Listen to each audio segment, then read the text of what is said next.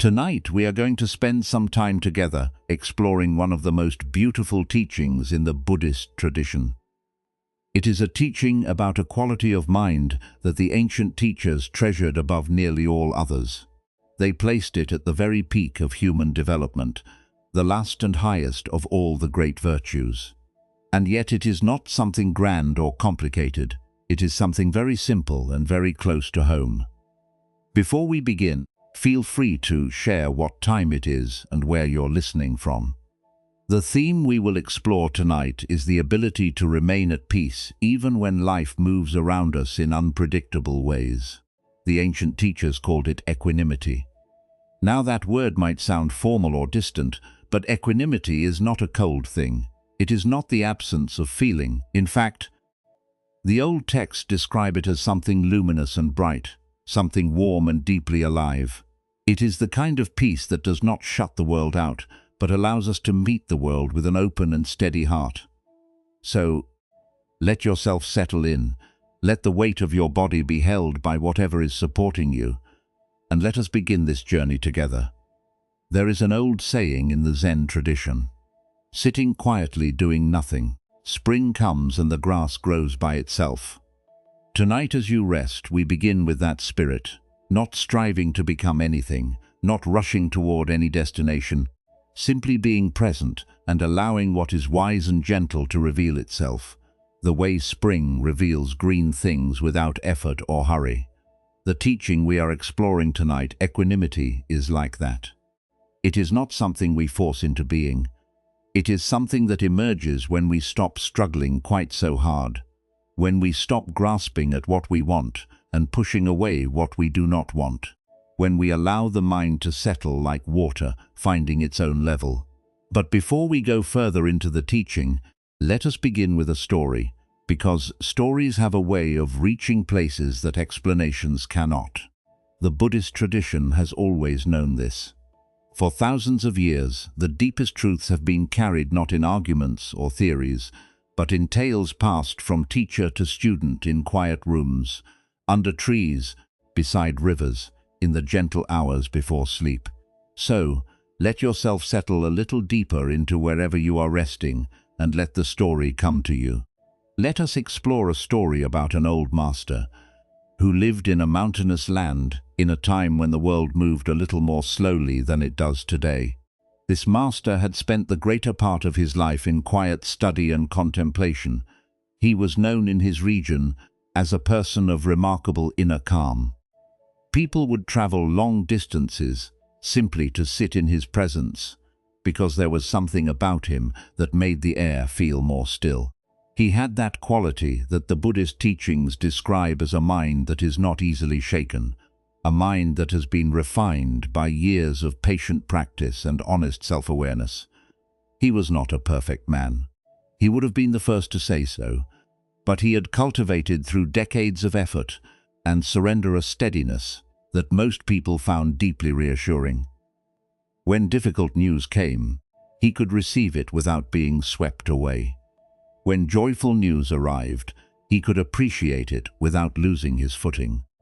He had learned over many years how to stand in the middle of life's weather without being toppled by it.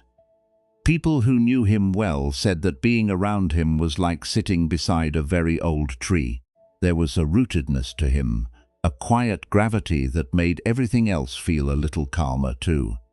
He laughed easily, he listened well, he did not seem to need anything from the people around him, and perhaps that was why they felt so at ease in his company.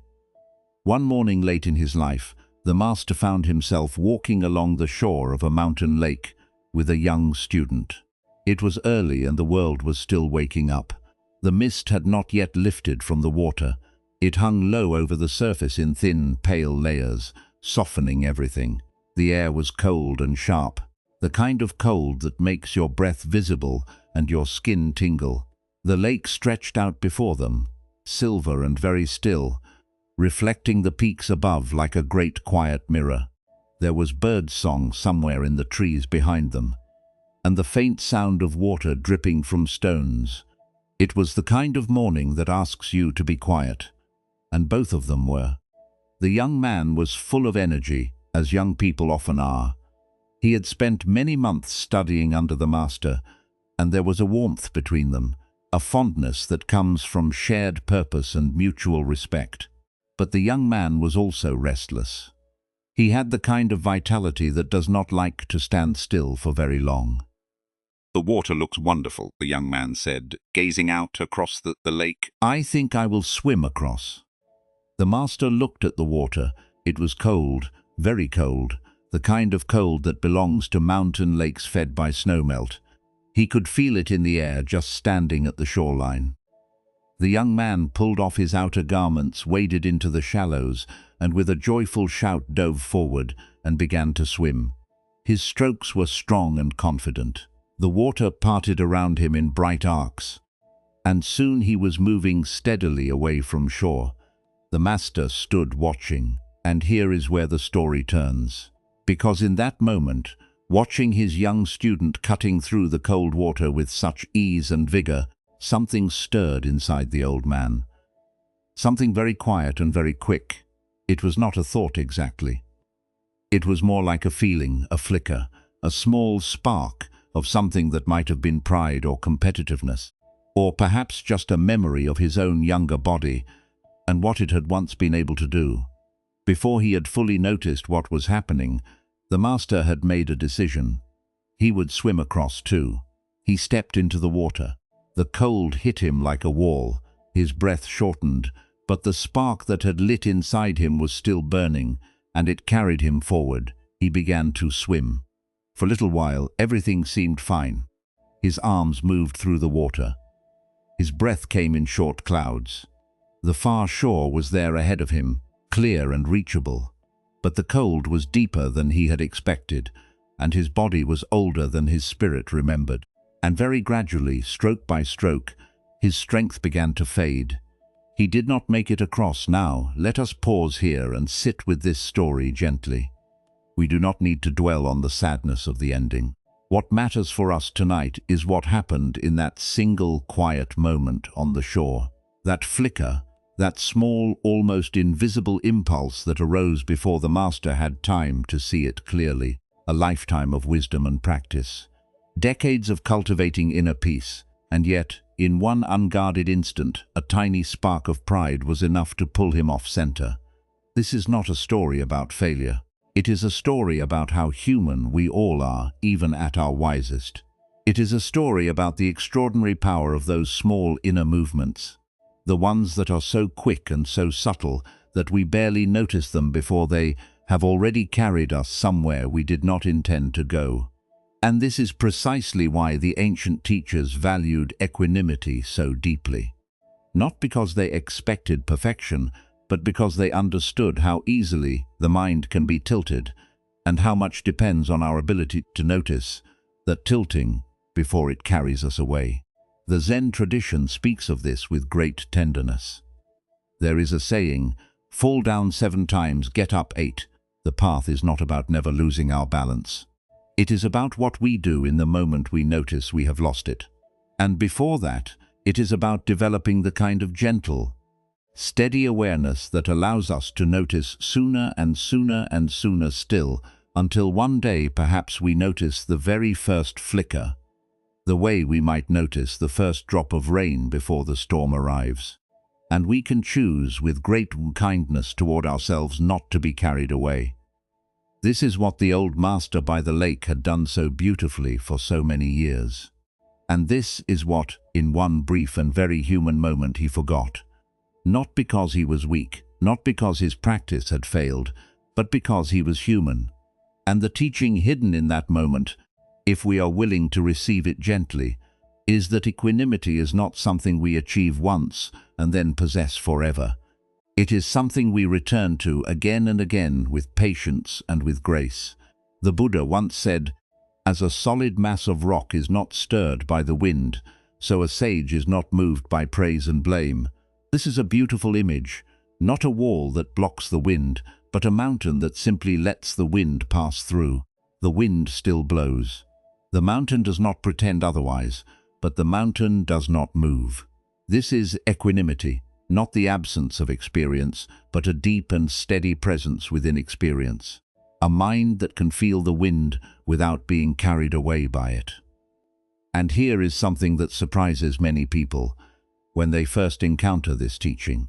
The ancient texts do not describe equanimity as something dull or flat or emotionless. In fact, quite the opposite.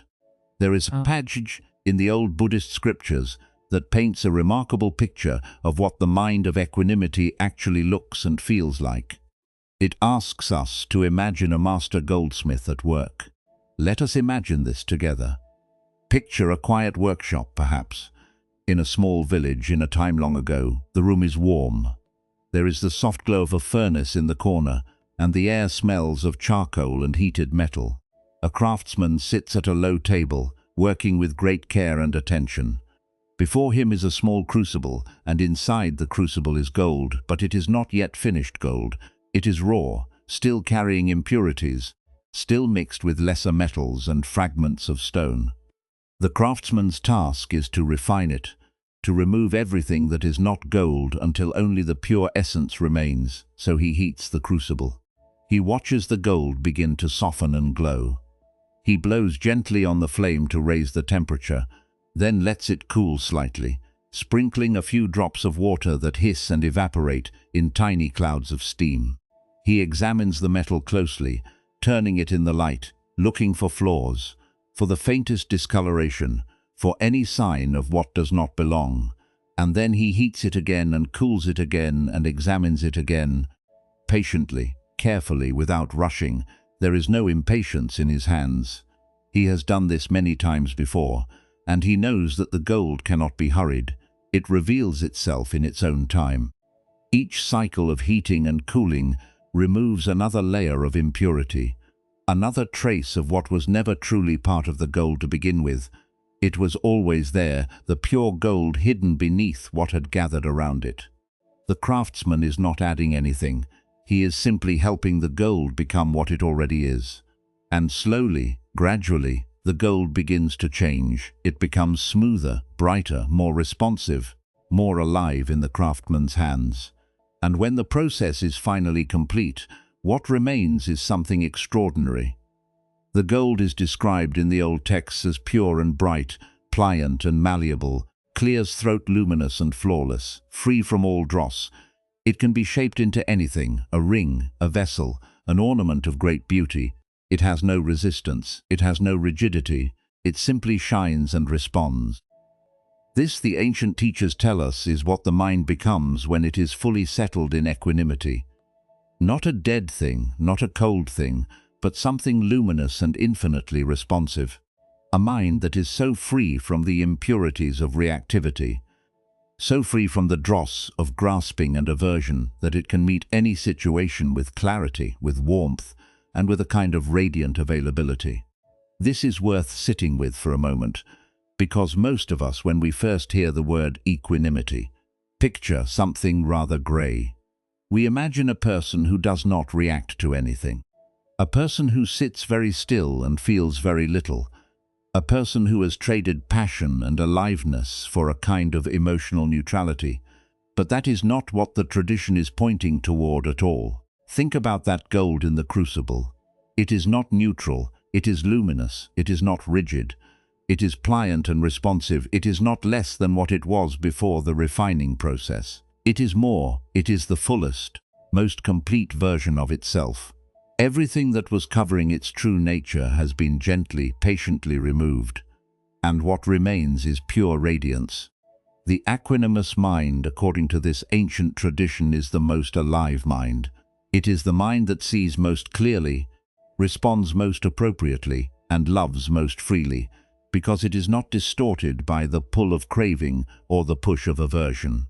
It is not clouded by the need to be right or the fear of being wrong, or the desperate pursuit of comfort at all costs. It simply is bright and open and ready. Now you might wonder, if equanimity is so precious and so powerful, why is it so rare? Why do most of us spend our days being pulled this way and that by every passing mood, every stray comment, every small disappointment? The answer is simple, and it is not a judgment. It is rare because it is the last thing to develop. It is the fruit of a long and patient cultivation. In the Buddhist tradition, clear throat equanimity is placed at the very end of several important lists. It is the seventh of the 7 factors of awakening, the qualities that directly support liberation. It is the 4th of the 4 great forms of love, alongside kindness, compassion, and sympathetic joy. And it is the 10th of the 10 perfections, the qualities of character that the tradition considers the highest development of a human being. Being last in these lists does not mean it is an afterthought. In this tradition, the last position is the position of honor. It is the pinnacle, the summit, the place where everything else has been leading. And there is a beautiful logic to this. Equanimity is not something you can simply decide to have the way you might decide to be more organized or drink more water. It is something that arises naturally when certain other qualities have been cultivated and strengthened. It is what happens when generosity, integrity, patience, wisdom, and love have all been tended and nurtured over time. When those qualities are strong, the mind has so many points of stability that it naturally comes to rest. It does not need to be forced into stillness. It arrives there on its own. Think of it this way. If you have ever watched a spinning top in its final moments, you know that before it falls, there is a brief, beautiful phase where it is perfectly upright, perfectly still. All of the energy that was creating the spin has resolved itself into pure balance. That balance was not forced. It emerged from the movement that came before it. Equanimity is something like that. It is the natural resting point of a life that has been lived with care. Like the gold that has been refined through many patient cycles of heating and cooling, like the mountain lake that is still because nothing is disturbing its depths, like the spinning top that finds for one luminous moment perfect rest. There is another teaching the Buddha offered that touches this same truth. He observed that in all the world, in all of history, there has never been a person who was only praised and never criticized, and there has never been a person who was only criticized and never praised. This is simply the nature of things.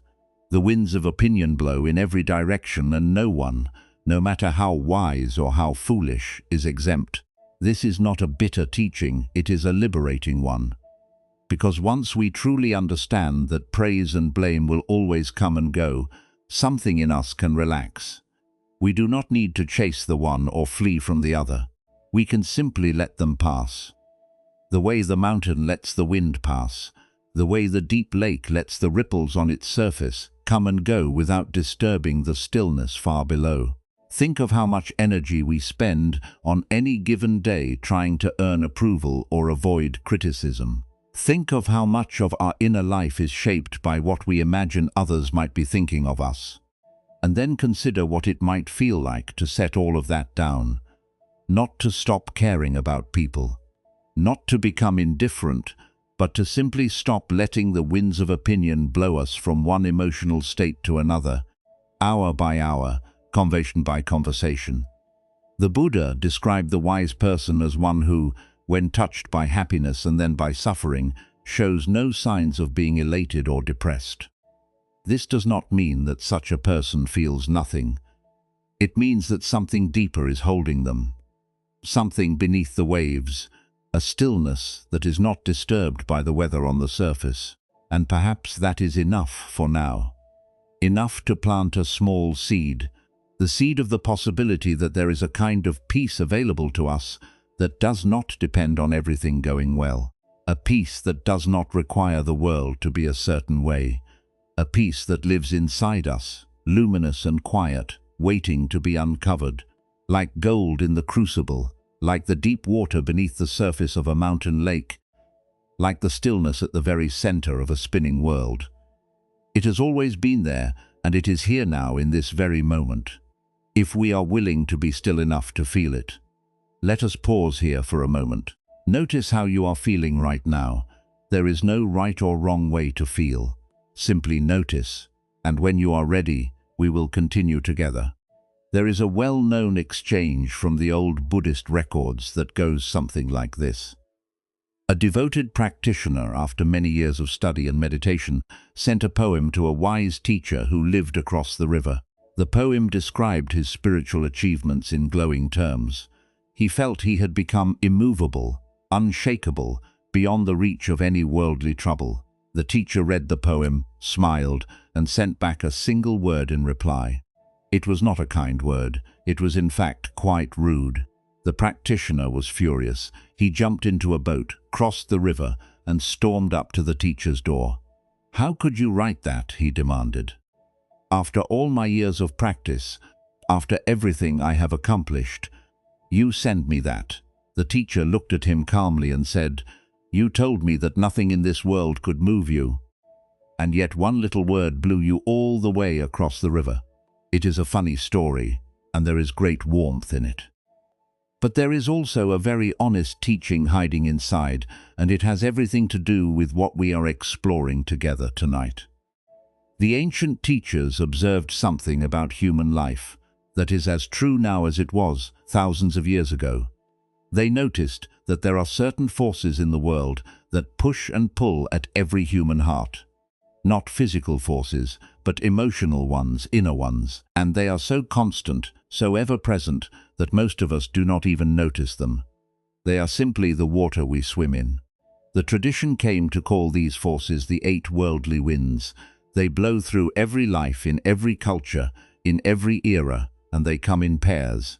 There is the wind of gain and the wind of loss, the wind of pleasure and the wind of pain, the wind of praise and the wind of blame and the wind of fame and the wind of obscurity. 4 pairs, 8 winds, always blowing, always shifting. And the question the ancient teachers were interested in was not how to stop the winds. You cannot stop the wind. The question was something more intimate than that. The question was what happens inside us when they blow. Let us start with a pair that nearly every person alive will recognize: praise and blame. Let us explore a small story first. There was once a village where a certain farmer was known for raising very fine horses. One day a wild horse wandered onto his land, and the villagers came to congratulate him on his good fortune. "What a wonderful thing," they said. "You have gained a beautiful horse." The farmer smiled gently and said, "Perhaps." A few days later his son was riding the wild horse and took a bad fall, injuring his leg. The villagers came again, this time shaking their heads. "What a terrible thing," they said. "Your son is hurt." The farmer nodded and said, "Perhaps." The following week, the army came through the village, calling up all the young men to serve. But because the farmer's son was injured, he was passed over. The villagers returned once more, marveling at the farmer's good luck, and again the farmer simply said, "Perhaps this story has been told in many forms, in many traditions for a very long time. And the reason it endures is that it captures something we all know to be true, but find very difficult to live by. We do not know in any given moment whether what is happening is truly good or truly bad. We only know that it is happening. And yet the mind rushes to judge, to celebrate, to grieve long before the full story has unfolded. Now, with that story resting gently in the background, imagine for a moment that you have spent a long time working on something that matters to you. Perhaps it is a project at work. Perhaps it is something you have made with your hands. Perhaps it is simply the way you have handled a difficult situation in your family. And one day someone whose opinion you respect turns to you and says, "You did a really wonderful job with that. I am impressed." Notice what happens inside. There is a warmth, yes, a little glow. The chest lifts slightly, the shoulders drop. Something in you relaxes and expands at the same time. And if you watch closely, you might notice that the mind begins to replay the compliment. It savors it. It turns it over. They said wonderful, they said impressed. There is a quiet hum of satisfaction that can last for hours, sometimes days. And without realizing it, you begin to shape your next actions around the hope of hearing something like that again. Now, imagine that the very next day someone else says, with equal conviction, "I do not think you handled that well at all. I think you could have done much better.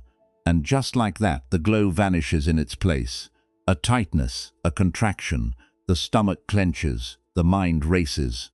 What did I do wrong? That is not fair.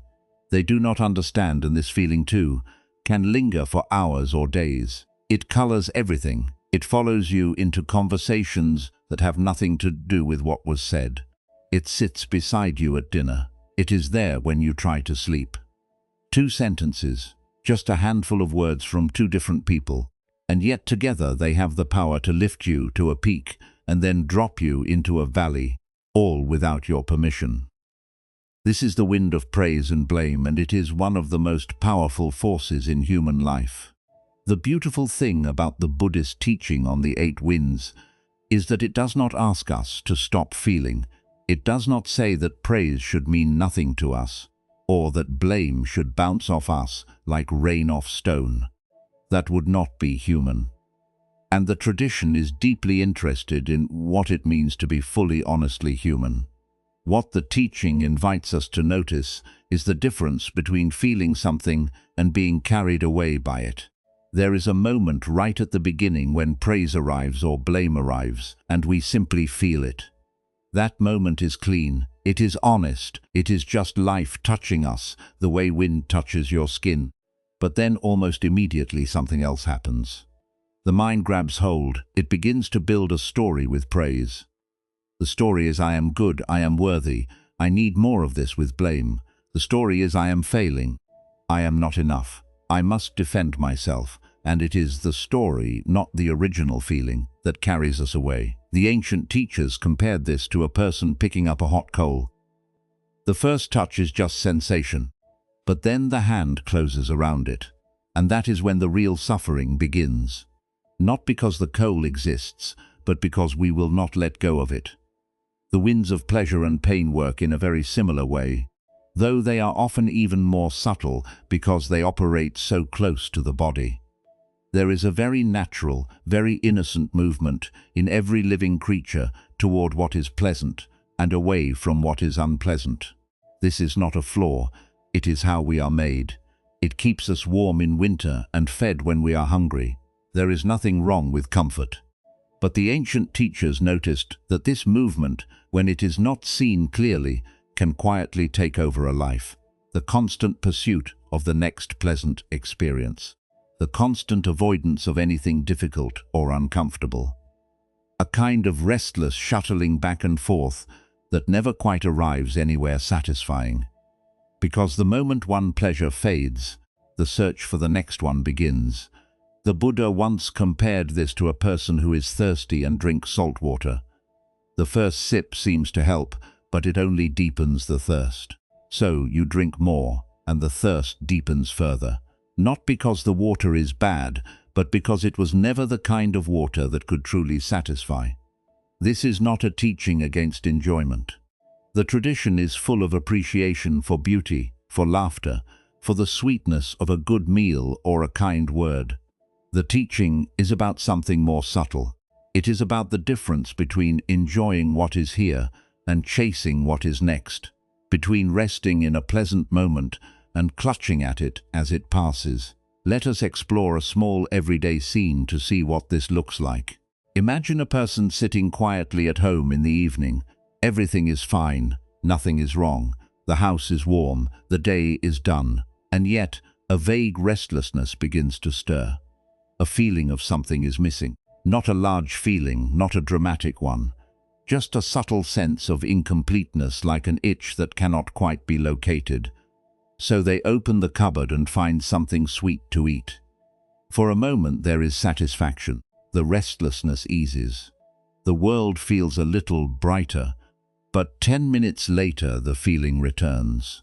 So they reach for their phone and begin scrolling through messages looking for something interesting, something that will fill the space. Another brief moment of satisfaction, another fading, another search. Perhaps they turn on a show. Perhaps they pour a glass of something. Each time the same small cycle, a reaching, a brief relief, a fading, and another reaching. This is not a dramatic suffering, it is a very ordinary one, but it is extraordinarily common, and over the course of a lifetime, It can leave a person feeling like they are always reaching for something just out of grasp, always almost satisfied, but never quite at rest, always moving, but never quite arriving. The wind of pleasure blows us toward what feels good. The wind of pain blows us away from what feels bad. And between the two of them we can spend entire days, entire years being blown back and forth without ever quite finding solid ground. The irony, as the ancient teachers gently pointed out, is that the solid ground was there all along. It was there in that first quiet moment of the evening before the restlessness began. Before the reaching started, the peace was already present. We simply did not recognize it, because it was not exciting enough to catch our attention. And then there are the winds of gain and loss. We do not often think of gain and loss as emotional forces, but they are among the most powerful. The delight of acquiring something we wanted, whether it is a possession, an opportunity, or simply a piece of good news, and the ache of losing something we valued. Whether it is a relationship, a role, a sense of security, or even just a favorite routine that has changed. There is a lightness that comes with gaining and a heaviness that comes with losing. And most of us structure large portions of our lives around trying to gain more and lose less. We work for it. We worry about it.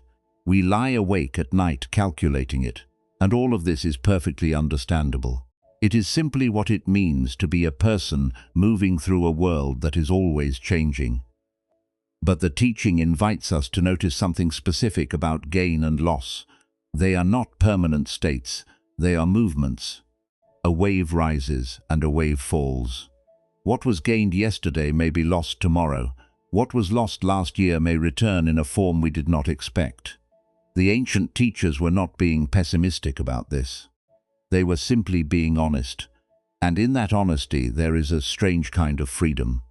Because if we can truly see that gain and loss are movements, not destinations, then we do not need to cling so tightly to the one or resist so fiercely the other.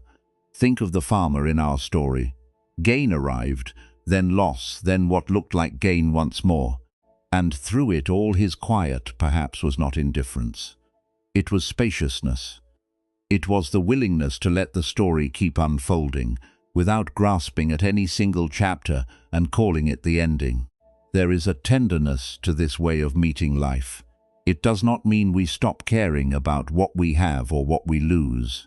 It means we hold it all a little more lightly, the way you might hold a bird in your open palm, firm enough that it feels safe, gentle enough that it can fly when it is ready. The last pair is fame and obscurity, or to put it more gently, being known and being overlooked. This one runs deep in many of us, deeper than we might like to admit. The wish to be seen, to be recognized, to matter in the eyes of others. It is not vanity, or at least it is not only vanity. It is something more tender than that. It is the very human desire to feel that our life counts, that we are not invisible, that someone somewhere knows we are here. There is a story about a monk who spent many years in a small temple tending the garden, sweeping the courtyard, preparing simple meals. He did this work quietly day after day without recognition or praise. One day, a traveler passed through and asked the abbot, "Who is your most accomplished student?" The abbot thought for a long moment and then pointed to the monk in the garden. The traveler was confused. "But he is just sweeping," the traveler said. "Yes," the abbot replied, "and he sweeps with his whole heart. That is why the garden is so peaceful." The monk had never sought to be known. And yet in his quiet, wholehearted attention to his simple work, he had created something that touched everyone who entered that space. He did not need the wind of fame to fill his sails. He was already moving gently and steadily under his own power. And its opposite, the feeling of being overlooked, of being forgotten or unnoticed, can produce a quiet ache that is hard to name, but very real. The ancient teachers did not judge this. They simply observed it the way you might observe weather. They noticed how the mind puffs up when it feels recognized, and how it deflates when it feels unseen. and they invited their students to watch these movements with kindness and curiosity rather than being helplessly swept along by them. Now, here is perhaps the most important part of this teaching, and it is very simple. The winds never stop blowing. They will not stop. As long as you are alive and moving through this world, there will be praise and there will be blame. There will be pleasant days and difficult days. There will be gain and there will be loss. This is not a problem to be solved. It is the weather of being human. What can change and what the tradition so gently encourages is our relationship to the winds. We cannot control whether someone praises us or criticizes us tomorrow. We cannot guarantee that what we love will not change. We cannot ensure that every day will be comfortable, but we can begin to notice how we respond. We can begin to feel the difference between the wind touching us and the mind grabbing hold of the wind and refusing to let go. And this noticing, this simple patient awareness is itself a form of equanimity. It is the beginning of it, not the grand perfected equanimity of the old masters. Just the small honest equanimity of a person who is starting to pay attention. There is a beautiful image from the old texts, a deep lake. When the wind moves across the surface of a deep lake, there are ripples, sometimes waves. The surface is disturbed, but beneath the surface, in the depths where the water is heavy and still, nothing moves at all. The disturbance is only on the surface. The depths remain clear and undisturbed. You have depths like that. Beneath the ripples of your daily reactions, beneath the surface movements of pleasure and discomfort, praise and criticism, there is something in you that is already still. You may have felt it at times. In a quiet moment before sleep, in the first seconds of waking, before the thoughts begin, in the middle of laughter, or during a walk in nature, when everything suddenly felt simple and whole. That depth is not something you need to create, it is already there. The winds do not reach it, they never have, they only stir the surface. The practitioner who crossed the river in a fury because of one small word had forgotten in that moment about his own depths. The word stirred his surface, and he believed the stirring was all there was. He forgot the stillness beneath. But the teacher, by provoking him so playfully, gave him a great gift. He showed him exactly where his work still was. Not in writing more poems about being unshakable, but in learning to feel the wind. Notice the ripple and remember the depths. There is a verse attributed to the Buddha that captures this with great simplicity. Touched by happiness and then by suffering, the sage shows no sign of being elated or depressed. This does not describe someone who cannot feel. It describes someone who feels everything, but who is anchored in something deeper than the feeling. Someone who has found the still water beneath the surface and learned to rest there, even while the waves come and go above. And this resting, this quiet anchoring is available to all of us, not as a far-off achievement, but as something we can touch even briefly in any moment where we are willing to pause and feel a little deeper than the surface. Let us pause here for a moment. Simply rest. Notice whatever is present for you right now, and when you feel ready, we will continue on together. In the Buddhist scriptures, there is a passage where the Buddha speaks about anger, in a way that once you hear it is difficult to forget. He says simply that when you become angry with someone who has wronged you, you are doing that person a favor. Because the real harm of anger is not what it does to the person it is aimed at. The real harm is what it does to the one who carries it. Your adversary cannot make you feel the burning in your chest, cannot make your jaw tighten or your thoughts race at 3.0 in the morning. Only anger can do that. And anger is something that is made from the inside by you within you. It is as if someone handed you a hot coal and you, rather than setting it down, chose to hold it tightly and wonder why your hand hurt. This is a teaching that meets us right where we live. Not on a mountaintop, not in a monastery, but right here in the middle of our ordinary days, where we are constantly encountering situations that invite us to react. And it leads us into one of the most practical and tender aspects of what we have been exploring together tonight. It leads us to a question that is as old as human life itself. When pain arrives at our door, what do we do with it? Let us explore a story, a very ordinary one, because the most important truths usually live in ordinary places. It is late afternoon. A woman is driving home from work after a long day. She is tired. Her shoulders ache. All she wants is to get home, sit down, and have a quiet cup of tea. The traffic thick and slow. She is patient. She is doing fine. Then, out of nowhere, another car cuts sharply in front of her. She brakes hard. Her heart jumps.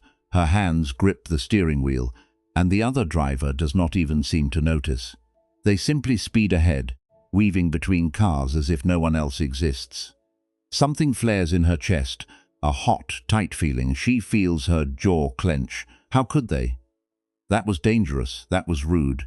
The words cycle through her mind, gaining speed, gaining heat. She replays the moment. She imagines what she would have said if the other driver could hear her. By the time she arrives home, the incident is 10 minutes behind her. But the feeling has not faded. If anything, it has grown. It has settled into her body, like a weight. She walks through the front door carrying it with her, and when her young child runs up to greet her, full of excitement about something that happened at school, she hears herself say more sharply than she intended, "Not right now. Give me a minute." The child's face changes just slightly, a small dimming.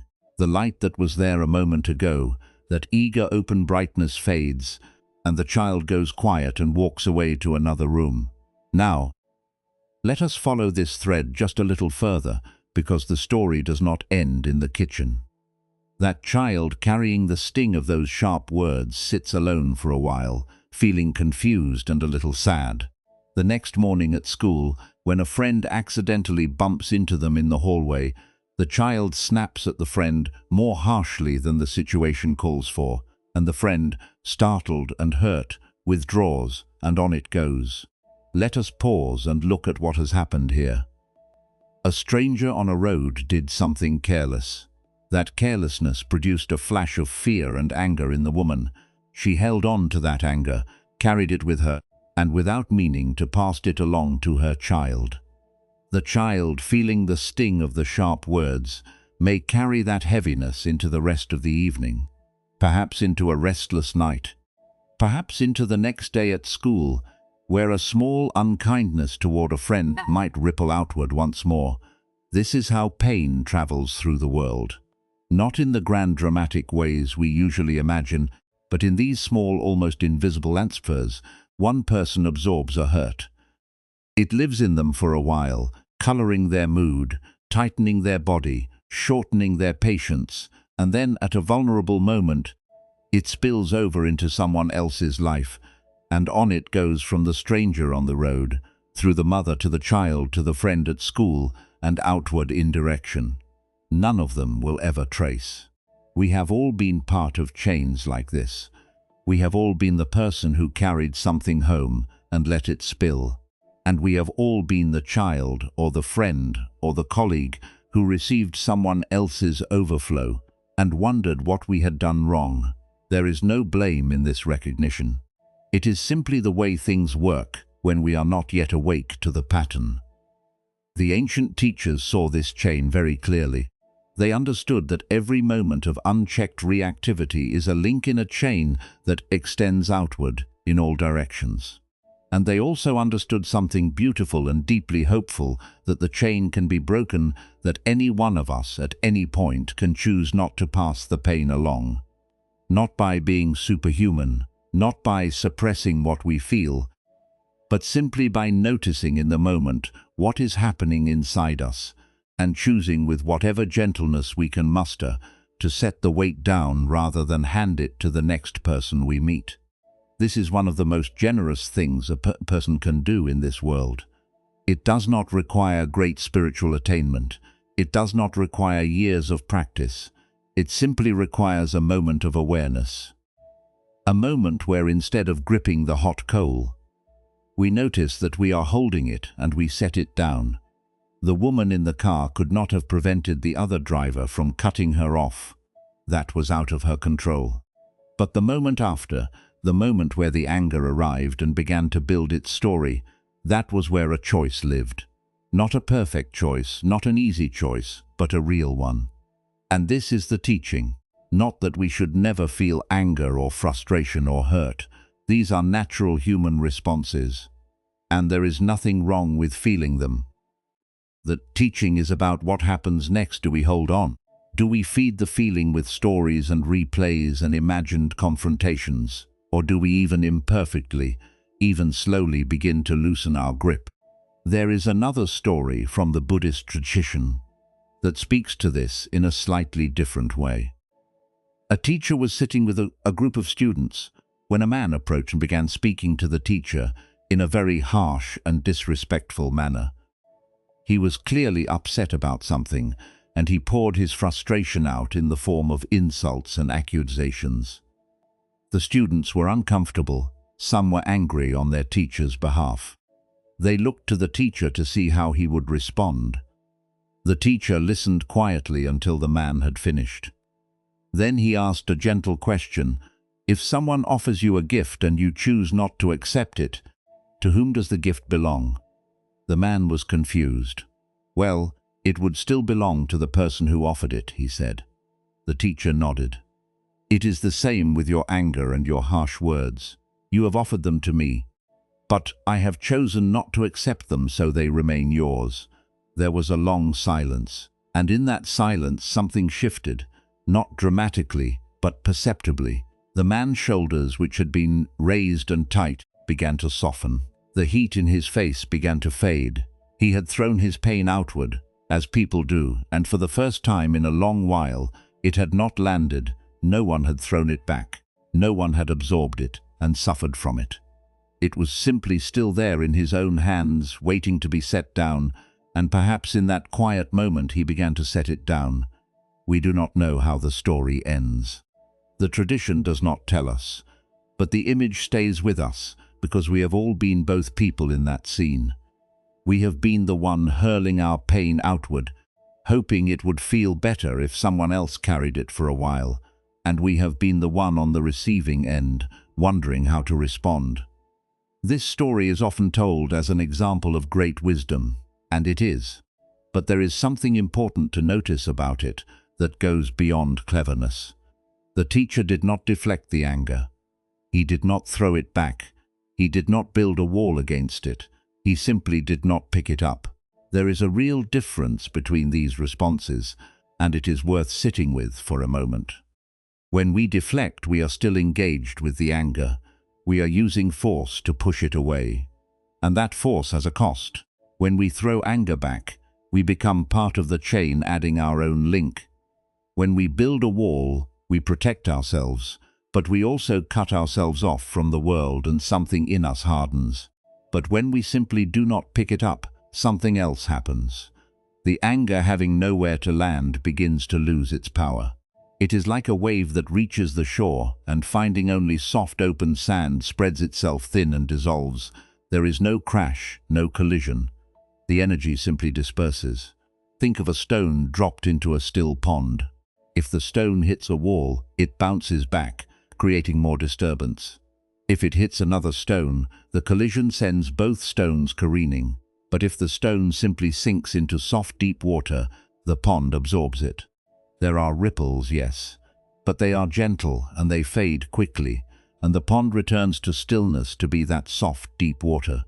That is what equanimity looks like when it meets the pain of the world. Not rigid, not armored, soft and deep, and still enough to absorb what comes without being permanently disturbed by it.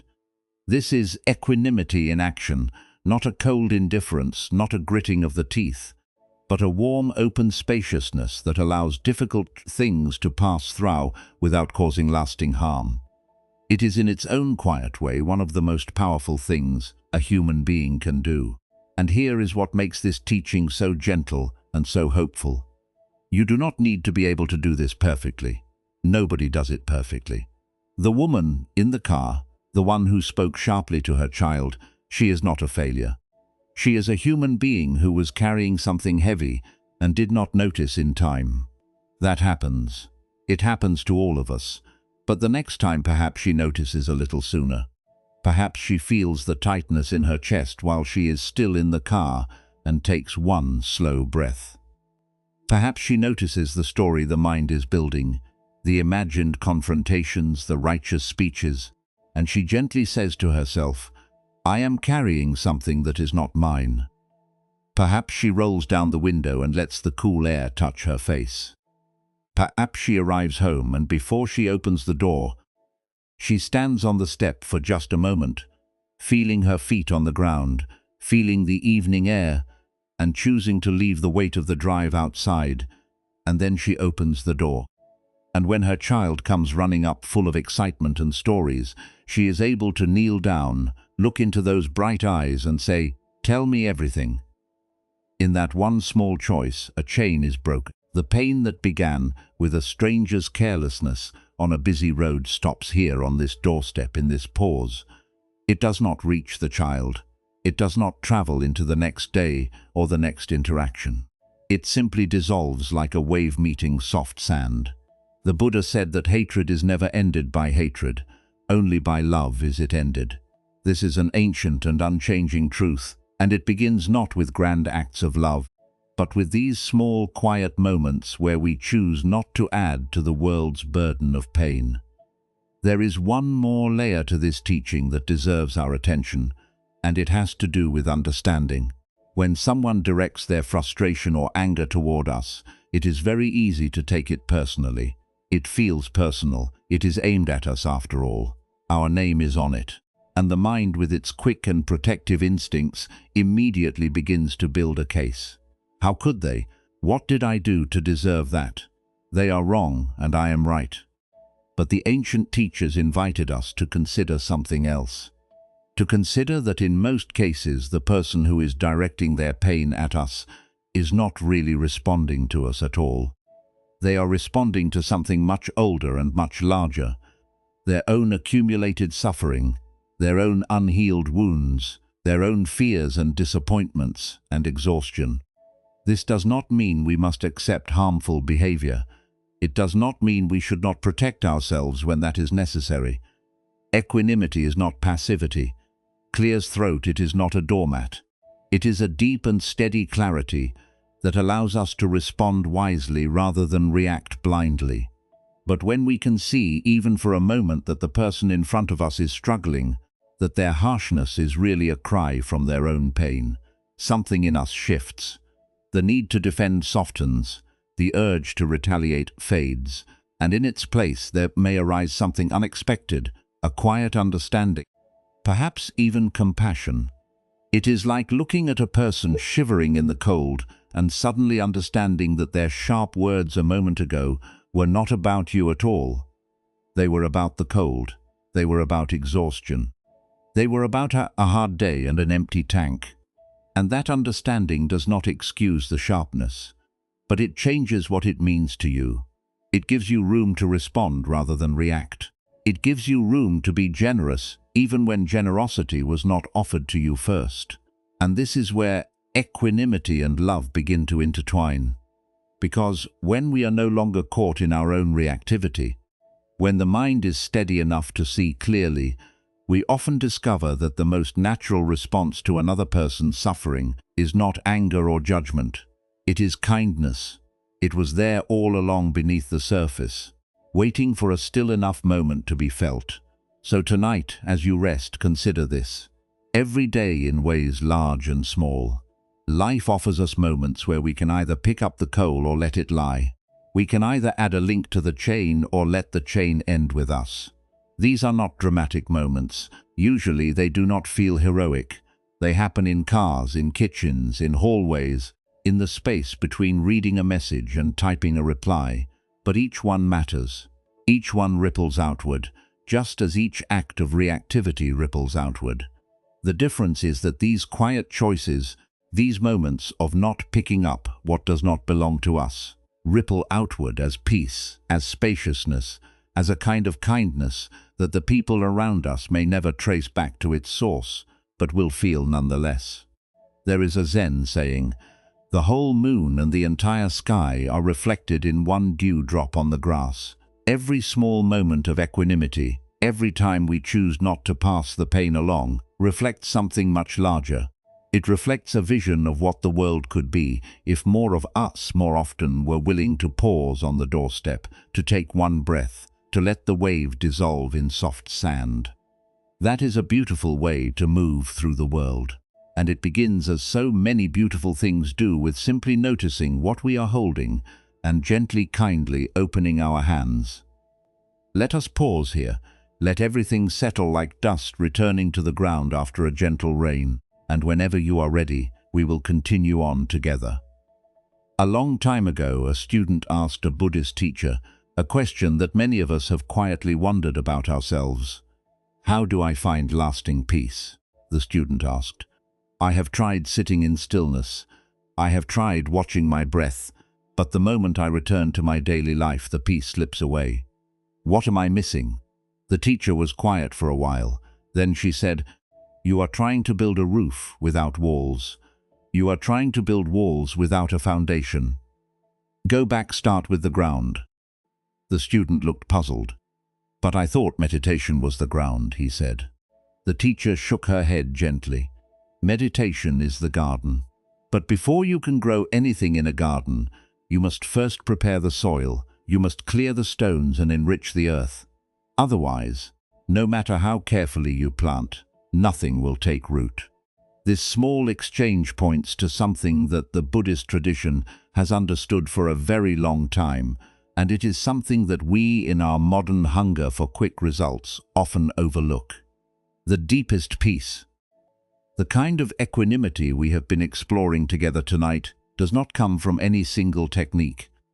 It does not arrive because we found the right meditation app, or read the right book, or attended the right retreat.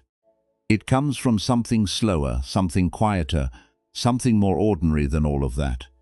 It comes from the patient cultivation of character. Now, that might sound old-fashioned. Character. It is a word that belongs to a different era, perhaps a word your grandmother might have used. But the Buddhist tradition takes it very seriously, and it offers a remarkably detailed map of what a well-cultivated character looks like.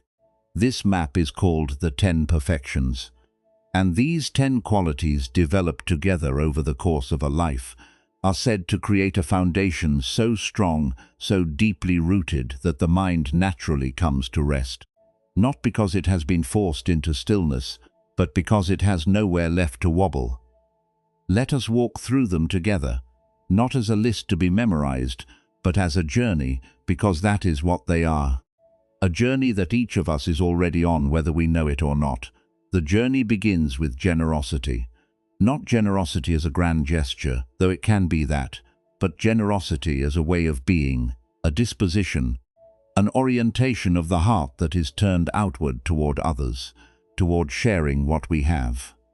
There is a story told in many parts of Asia about an old woman who lived at the edge of a village. She had very little, a small house, a modest garden, barely enough to feed herself. But every evening she would place a bowl of rice and a cup of water outside her door. When her neighbors asked who it was for, she said, "For whoever needs it." Some nights, a traveler passing through the village would find the bowl and eat gratefully. Some nights a stray animal would come. Some nights the rice sat untouched, and she would scatter it among the birds in the morning. She never checked, she never kept count. She simply gave what she had quietly and without expectation. Over time, something began to happen that the old woman herself might not have noticed. The people in the village, seeing her small nightly offering, began to feel something stir in their own hearts. A neighbor started leaving a bundle of firewood by her door in winter. Another began sharing vegetables from their garden. The village, without anyone organizing it or announcing it, became a kinder place. Not because of some great campaign for kindness, but because one person's quiet generosity had changed the temperature of the air. This is what the tradition means when it says generosity is the first perfection. It is the first movement away from the small contracted world of me and mine toward the larger world of us. And that movement, that opening, is where the whole journey begins. The second quality is integrity. The old texts sometimes call this virtue or ethical conduct, but the heart of it is simpler than that. It is the commitment not to cause harm, to be careful with our words, our actions and our choices, so that we do not add to the suffering in the world. There is a saying from the tradition: before you speak, let your words pass through 3 gates. Is it true? Is it necessary? Is it kind? These 3 gates are a beautiful distillation of what integrity looks like in daily life. Not rigid rule following, not anxious perfectionism, just the gentle, steady attentiveness to the impact of what we do and say. And here is something important about integrity that the tradition emphasizes. It is not just about our outward behavior, it is about the inner ground we stand on. When our ethical life is clear and untroubled, when we are not carrying secrets or regrets, or the weight of things we know we should not have done, there is a quietness in the mind that is hard to achieve any other way. It is like the difference between trying to sleep in a clean, tidy room and trying to sleep in a room full of clutter. The outer order creates an inner ease. There is a small story about this that carries a surprising amount of weight.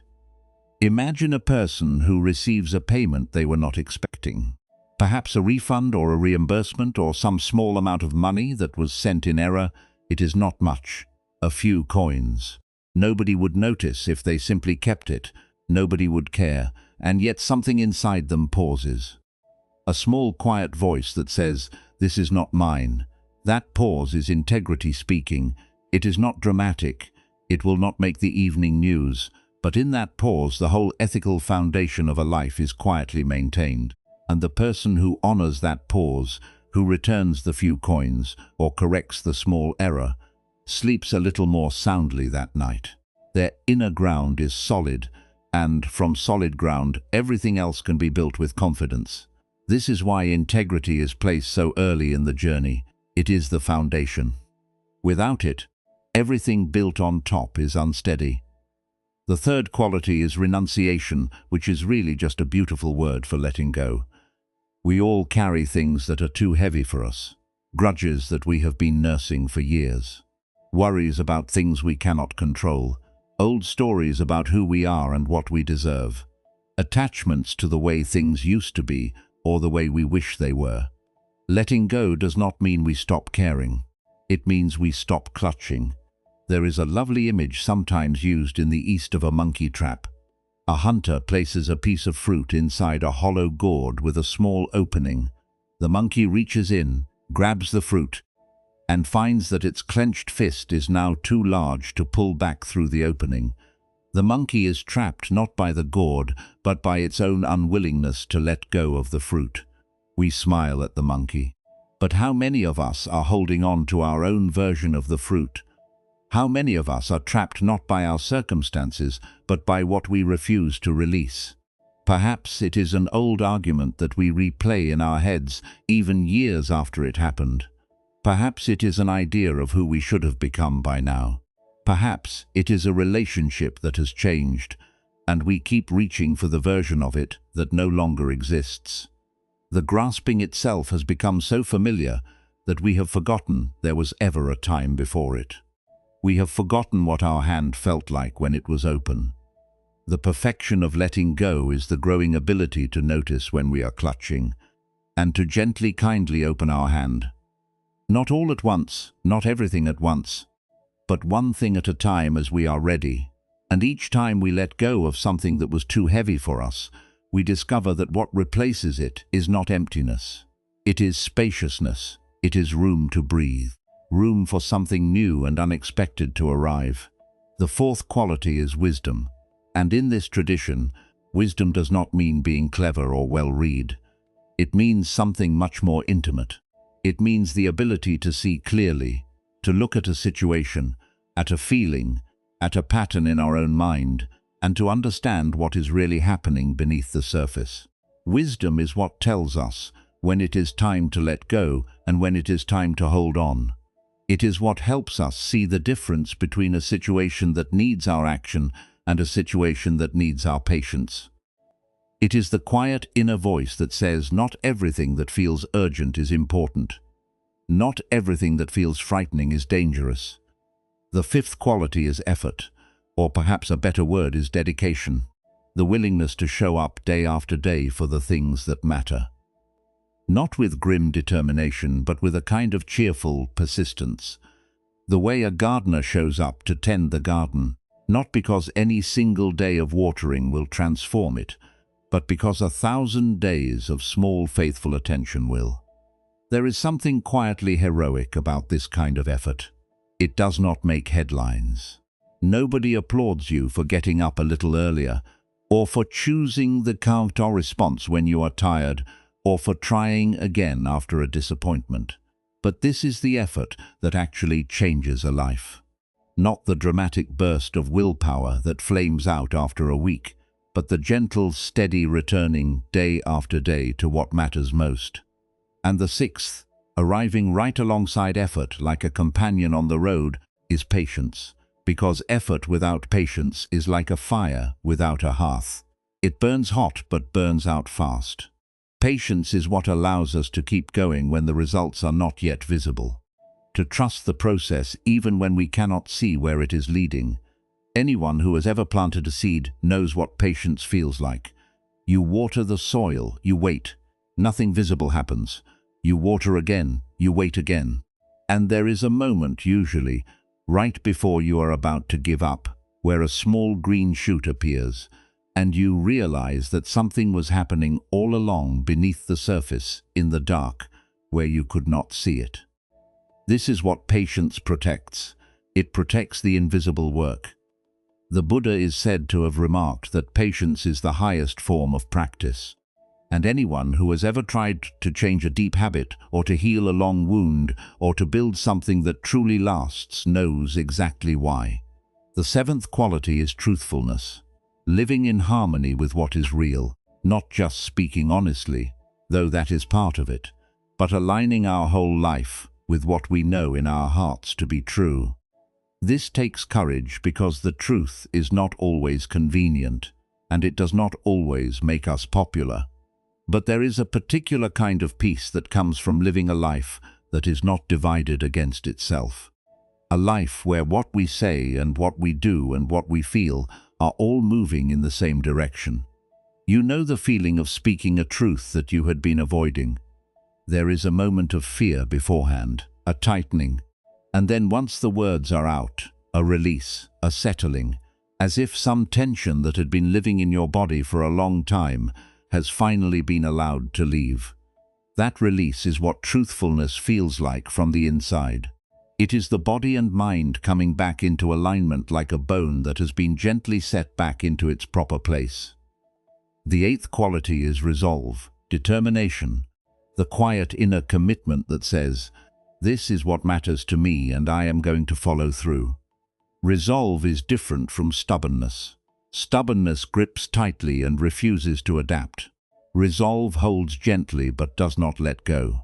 It is the steady hand on the tiller, keeping the boat on course through changing weather. There is a story sometimes told about a traveler making a long journey on foot across a wide and featureless plain. Day after day, the landscape looked the same. There were no landmarks, no signs of progress. Many travelers gave up and turned back, convinced they were going in circles. But this traveler had a resolve that was quiet and deep. Each morning she looked at the horizon, chose a direction and walked. She did not know how far it was. She did not know what she would find. But she had made a commitment to keep going. And so she did. And one morning, after many days, the plain began to change. Grass appeared, then flowers, then the sound of water, and she understood that the journey had been working all along, even when she could not see it. The ninth quality is loving kindness, the warmth of a heart that genuinely wishes well for others. Not just the people we like, not just the people who are easy to love, but all beings everywhere, including ourselves. There is a phrase from the old loving-kindness prayers that captures this beautifully. May all beings be happy. May all beings be at peace. May all beings be free from suffering. These are not just words to be recited, they are an orientation to be lived, a direction for the heart to face. Imagine for a moment what it would feel like to walk through your day with this orientation. Passing a stranger on the street and silently, almost without thinking, wishing them well. Sitting across from a difficult colleague and beneath whatever frustration you might feel, holding a quiet hope that they too find some peace. Standing in a crowded place and feeling, not the usual irritation or impatience, but a gentle awareness that every person around you is carrying something, hoping for something, doing their best with what they have. This is not sentimental, it is radical, and it changes everything about how the world feels to the person who practices it. Loving kindness, when it is genuine and well developed, has a remarkable effect on equanimity, because when the heart is warm, when it is genuinely wishing well for the people around it, it becomes very difficult for irritation and resentment and judgment to take hold. They simply do not have room. The space is already occupied by something gentler and more alive. And then the 10th, equanimity itself. The tradition places it last, not because it is an afterthought, but because it is what all the others have been building toward. It is the roof that shelters everything beneath it. When generosity is strong and integrity is solid, and the heart has learned to let go and wisdom sees clearly, and effort persists with patience and truth guides us, and resolve holds steady and loving kindness fills the spaces between. Then equanimity arises on its own naturally without force, like the sun appearing when the clouds have cleared. Each of these 9 qualities is like a root beneath a great tree. The more roots there are, the deeper they go, the less likely the tree is to be blown over in a storm, and equanimity is the quality of standing steady in any weather, not because we are rigid or immovable, but because we are so deeply rooted that the winds simply cannot reach the place where our stillness lives. There is a verse from the Dhammapada, one of the oldest Buddhist texts, that says, "Just as a solid rock is not shaken by the storm, even so the wise are not affected by praise or blame." When we hear this, we might picture someone cold and unfeeling. But now, having walked through these 10 qualities together, perhaps a different picture comes to mind. A person whose steadiness comes not from hardness but from fullness, a heart so rich with generosity, so grounded in integrity, so patient and warm and honest that there is simply no room left for the old reactivity. The storms still come, the praise still arrives, and the blame still arrives.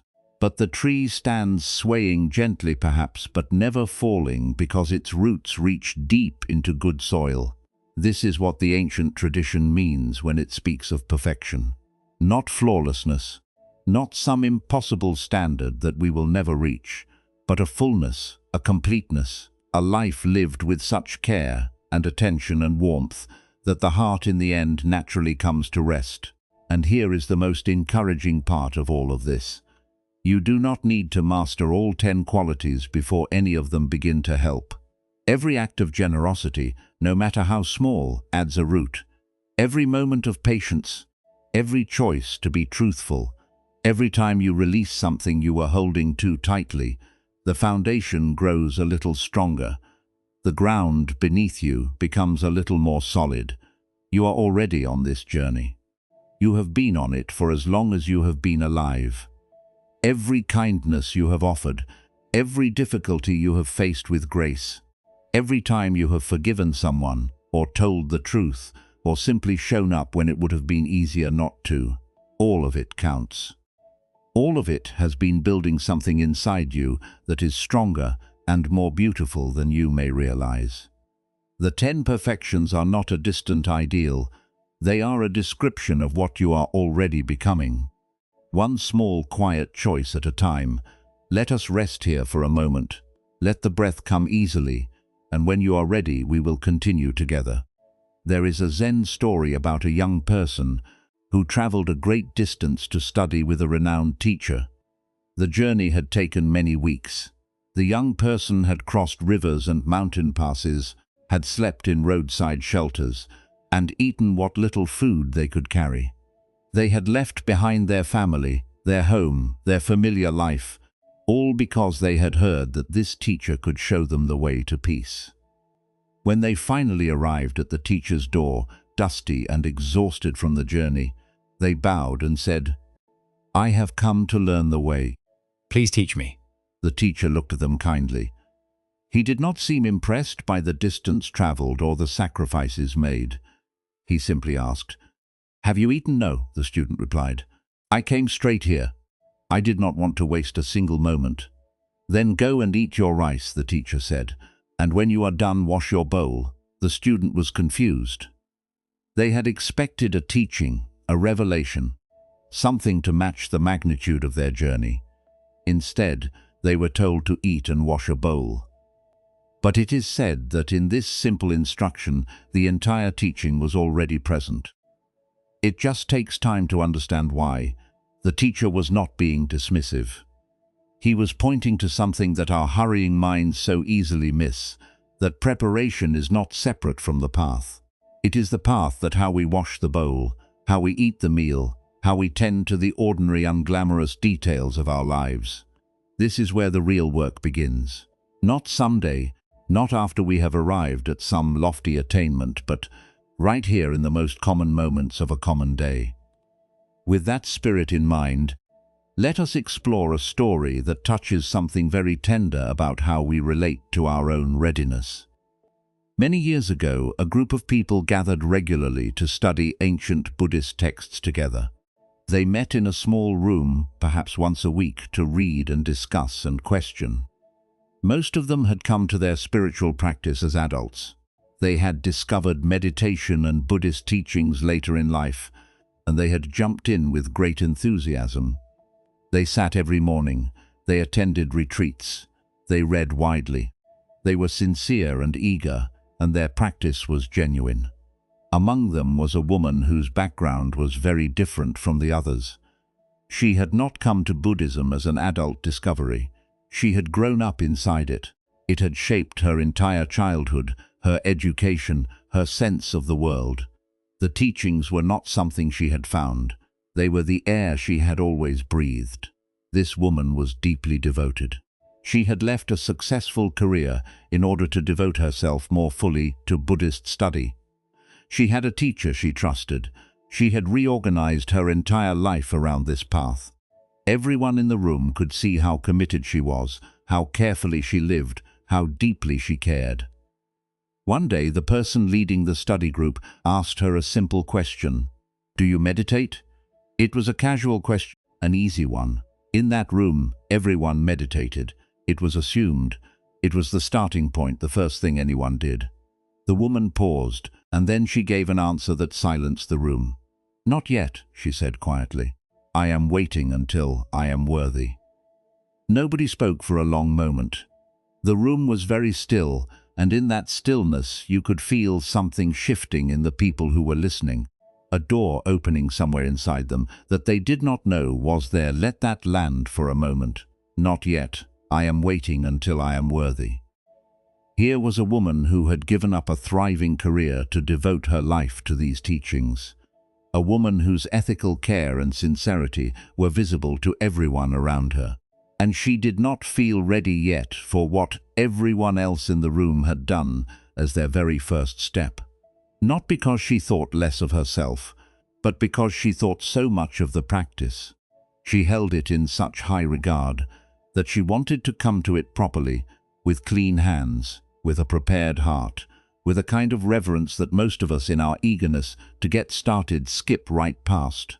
In a culture that tells us to move fast, to jump in, to start before we are ready, to launch before we are prepared, this woman chose to wait.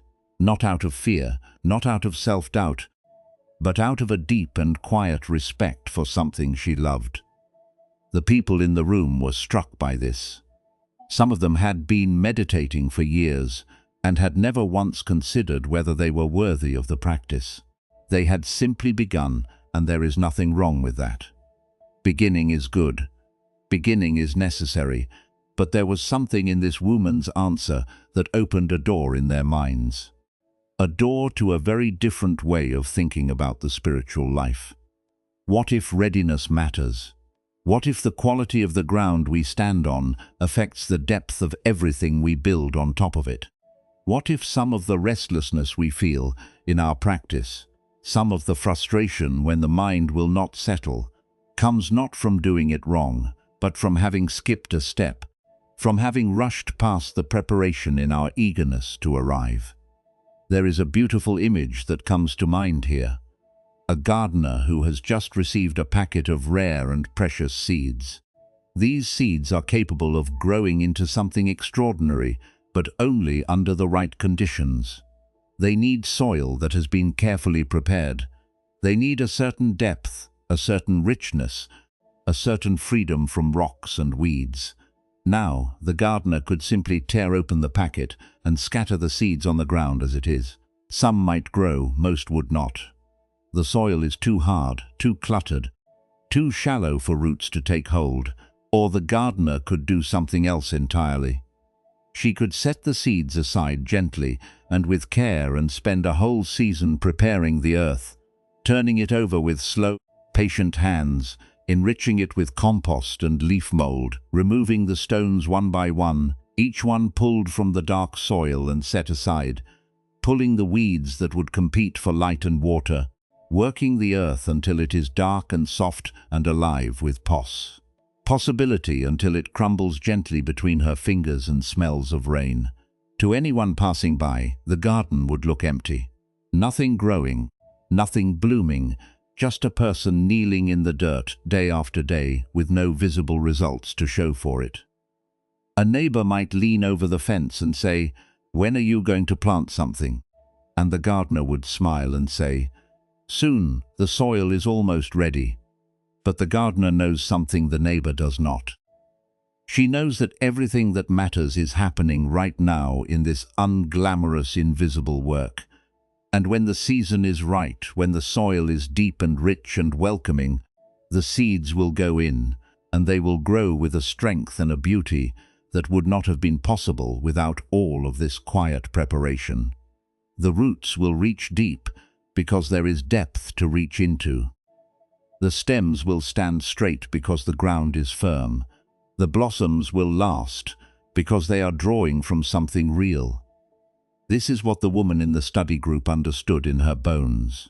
She was preparing the soil, and she was not in a hurry because she knew that the soil cannot be rushed. You cannot command earth to be fertile. You can only tend it faithfully and wait. There is a Zen saying that captures something of this spirit. You should sit in meditation for 20 minutes every day. Unless you are too busy, then you should sit for an hour. On the surface, it sounds like a joke, but underneath the humor, there is a serious point. The more hurried we are, the more we need to slow down. The more we feel we are not ready, the more we need the very thing we think we are not ready for. And yet the woman's answer was not wrong either, because sometimes what we need most is not to push harder, but to tend more carefully to what is already here, to the way we speak to the people we love, to the small ethical choices we make when no one is watching, to the quiet work of becoming the kind of person who can receive what the practice has to offer. Both paths are true. The path of jumping in and learning as you go, and the path of patient preparation, of tending the ground, of waiting until you are ready. The tradition holds space for both. What matters is not which path you choose, but that you walk it with sincerity. Let us explore a brief story about the other path. To honor both ways, there was once a person who had never meditated a day in their life. They knew nothing about Buddhism or spiritual practice. But one afternoon, after a particularly difficult week, they found themselves sitting in a park, and something in them simply stopped. The running, the planning, the worrying. For a few minutes, without intending it, they just sat there and breathed, and in that unplanned, unrehearsed stillness, they felt something they had not felt in a very long time. A sense of being okay. not happy. Exactly, not excited, just okay, settled, present. They did not know that they were in that moment tasting equanimity. They had not prepared for it. They had not earned it through years of ethical cultivation. It simply arrived as grace sometimes does, when the mind was too tired to keep running, and that experience mattered. It was real. It planted a seed. Perhaps later that person would begin to wonder how to make that feeling more available. Perhaps they would begin to tend their garden after all. So we see that the two paths are not as separate as they might seem. Sometimes we prepare the soil and then the rain comes. Sometimes the rain comes first and we realize we need to tend the soil. The important thing is that both the tending and the receiving are honored, that we do not skip the preparation out of impatience, and we do not delay the beginning out of fear. There is another layer to this story that is worth sitting with, and it has to do with the relationship between our inner life and our outer life. The woman was not just studying texts. She was living her ethics. She was paying attention to how she treated people, how she earned her livelihood, how she used her words. She was building brick by brick an inner structure of integrity and care, and she understood that this inner structure would be the container for everything that came later, the deeper practices, the subtler insights, the moments of real stillness. All of these would need somewhere to land. And if the container was cracked or cluttered or not yet finished, even the most beautiful experiences would simply leak away. Think about this in your own life for a moment, not with judgment, just with gentle curiosity. Have you ever had a moment of real peace? Perhaps during a walk in nature, or while watching a sunset, or in a quiet moment with someone you love, only to have it evaporate almost immediately because some worry or resentment or unresolved difficulty was waiting in the wings. The peace was real. You could feel it. For a few moments everything was simple and whole, but then the mind reached for its familiar concerns, and the peace drained away like water through a cracked bowl. There is a traditional image from the Buddhist teachings about this. The Buddha compared the unprepared mind to a pot with a hole in the bottom. You can pour the most precious water into it, the most nourishing teachings, the most beautiful experiences, the deepest moments of stillness. But if the pot has a hole, nothing stays. It all drains away, and we are left wondering why after so many efforts we still feel empty. But a pot without a hole, a vessel that has been cared for and mended and made whole, that pot can receive the water and hold it. The water fills the space and stays. And over time, the vessel becomes so full that it begins to overflow, and the people around it are nourished too, without even knowing where the nourishment is coming from. This is what the cultivation of character does. It mends the pot. It builds the container. Generosity widens it. Integrity strengthens it. Patience deepens it. Truth seals the cracks. And when the vessel is strong and wide and deep enough, the peace that arrives does not leak away. It stays. It fills the space. It becomes a kind of inner well-being that is not dependent on everything going right, but is present even when things are difficult. This is equanimity, once again, showing itself not as something we force into existence, but as something that naturally fills a well-prepared space. The woman in the study group eventually did begin to meditate. The story does not tell us exactly when or what prompted her to feel ready. Perhaps there was a morning when she woke up and felt the ground beneath her was finally solid enough. Perhaps her teacher told her it was time. Or perhaps after all those years of patient preparation, the practice simply began on its own, the way a ripe fruit falls from the tree without anyone shaking the branch. What we do know is that her waiting was not wasted time. It was in its own way the deepest practice of all. It was the practice of humility, of reverence, of trusting that some things cannot be hurried. It was the practice of caring enough about something to prepare yourself to receive it well. And perhaps tonight there is something comforting in this idea that wherever you are in your own journey, Whatever you feel ready for and whatever you do not, the preparation counts. The quiet, invisible work of becoming a kinder, more honest, more patient person. This is not a detour from the path, it is the path itself. Every small choice, every moment of care, every time you pause and choose the gentler response, you are preparing the soil, you are building the container, you are making yourself ready, whether you realize it or not, for something beautiful to take root. And here is something else that is worth carrying with you.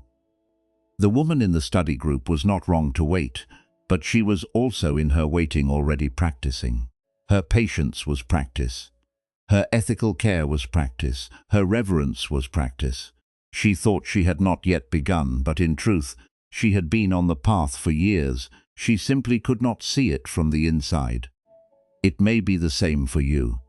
You may feel that you are not far along, that you have not done enough, or learned enough, or changed enough. But from where we are sitting together tonight, looking at your life with gentle eyes, we might see it differently. We might see that every difficulty you have met with grace, every temptation you have resisted, every time you have chosen kindness over convenience, has been preparing you for something, has been deepening the soil, has been mending the bowl. There is no rush, the seeds are patient, the soil is patient.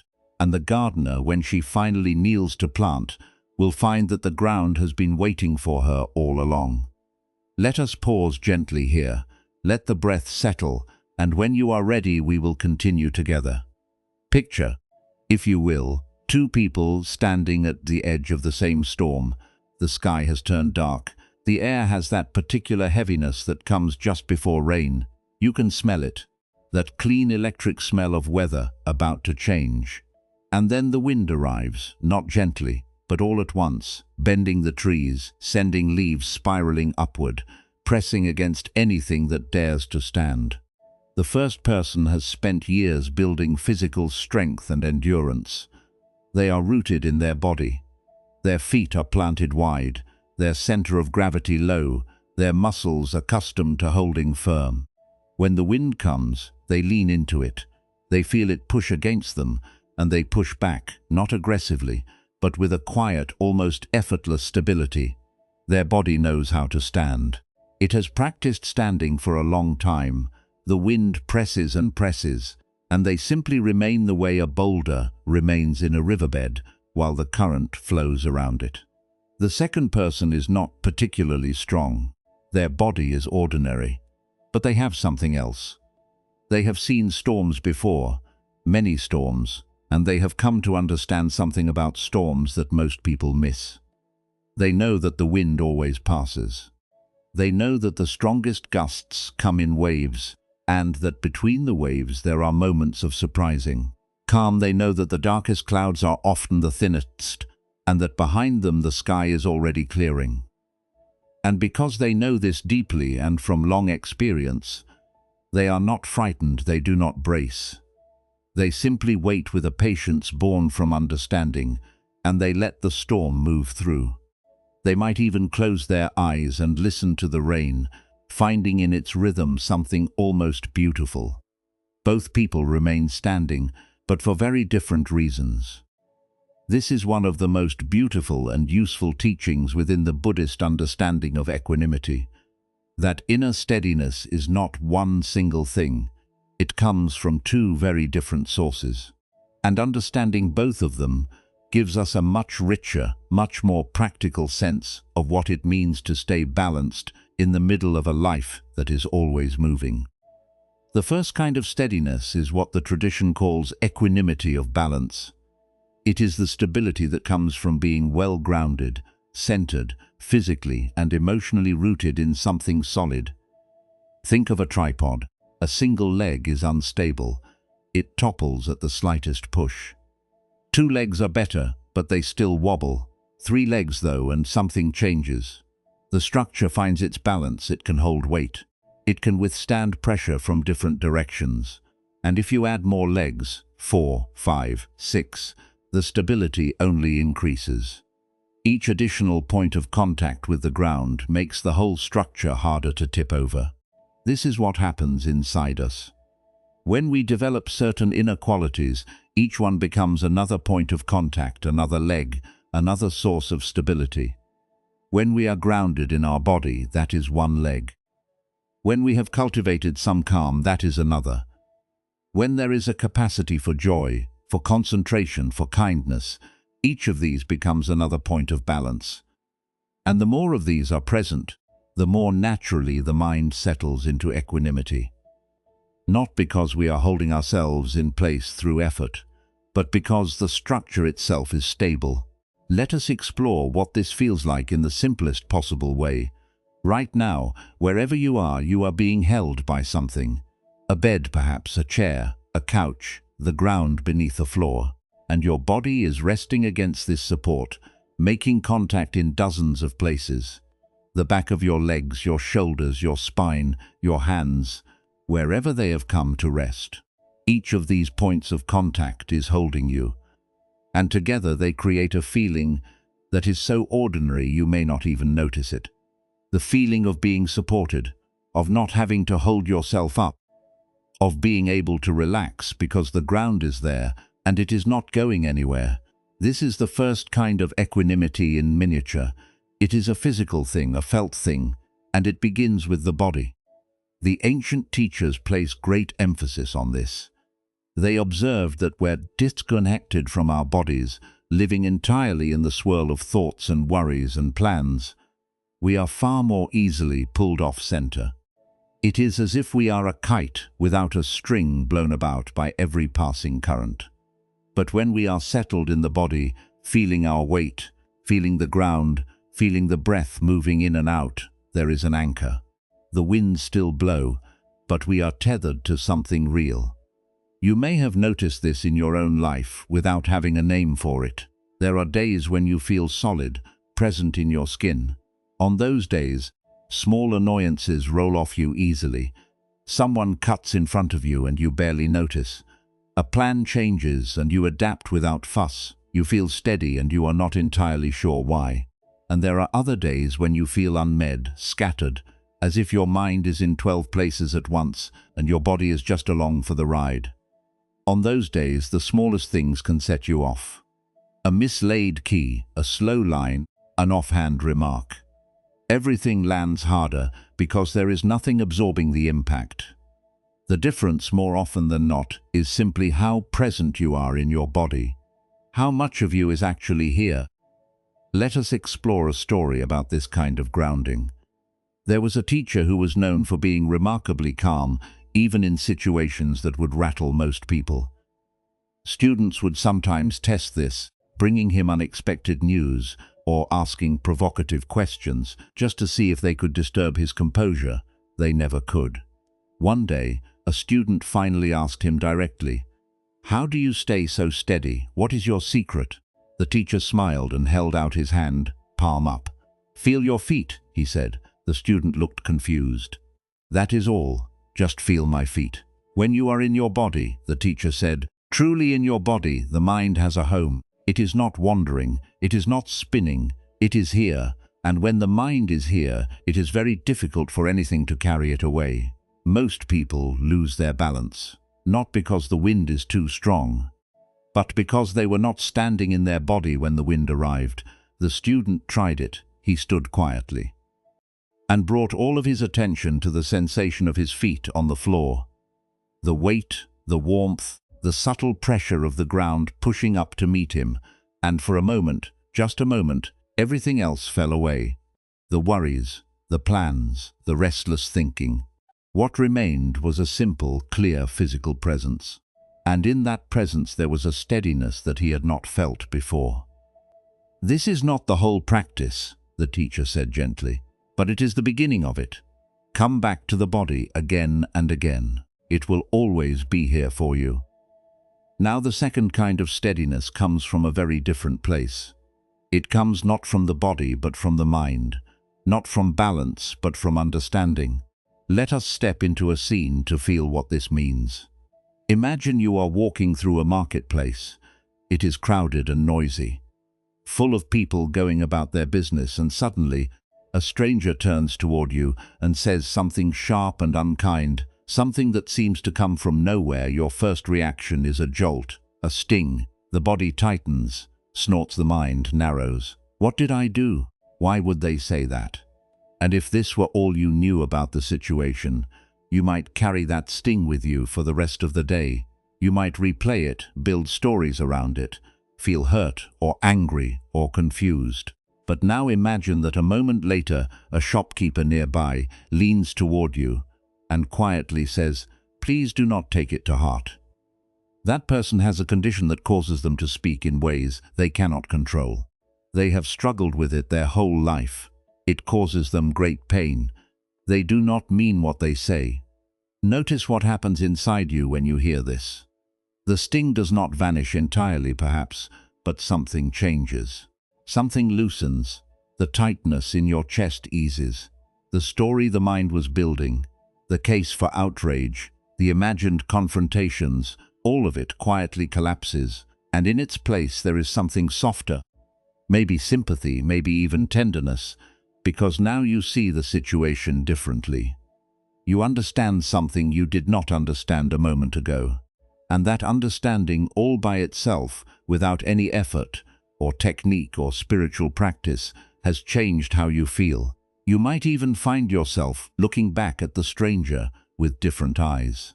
A moment ago they were a source of hurt. Now you see a person carrying a burden that you cannot imagine. A person who wakes up every morning knowing that their body may betray them in public in ways that cause embarrassment and pain.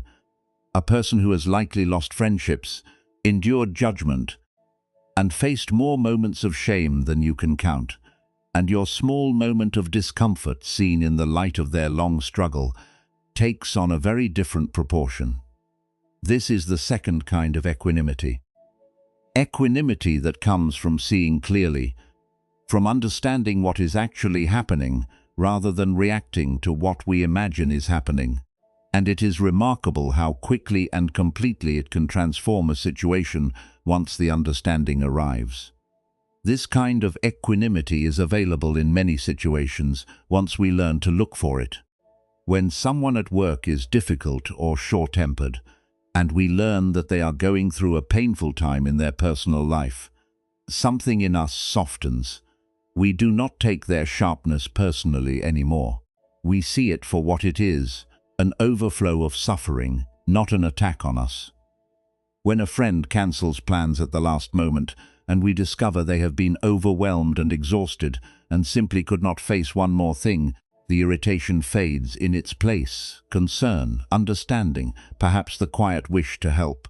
When a child is behaving badly, and we pause long enough to notice that they are overt tired or hungry or frightened about something they do not know how to express, the frustration gives way to tenderness. The behavior has not changed, but what we see behind it has, and that changes everything. Even in our relationship with ourselves, this kind of equanimity is possible. When we notice that we are anxious or restless or irritable, and instead of judging ourselves for it, we pause and wonder, what am I carrying right now? What is happening beneath the surface that I have not yet noticed? That curiosity, that willingness to understand rather than condemn, is itself a form of equanimity. It is the mind choosing to look more deeply rather than react to the surface. There is a story told about a teacher who was asked how to deal with anger. The teacher said, when anger arises, do not push it away and do not act on it. Instead, sit down beside it the way you would sit beside a frightened child and ask it gently, what are you trying to protect? This is understanding in action, not analyzing, not intellectualizing, just turning toward what is happening with a soft and curious attention and letting the understanding come on its own. The Buddha spoke often about the value of right understanding. He suggested that much of our suffering comes not from the events of our lives, but from the way we interpret those events. The same situation seen through the lens of fear produces one response.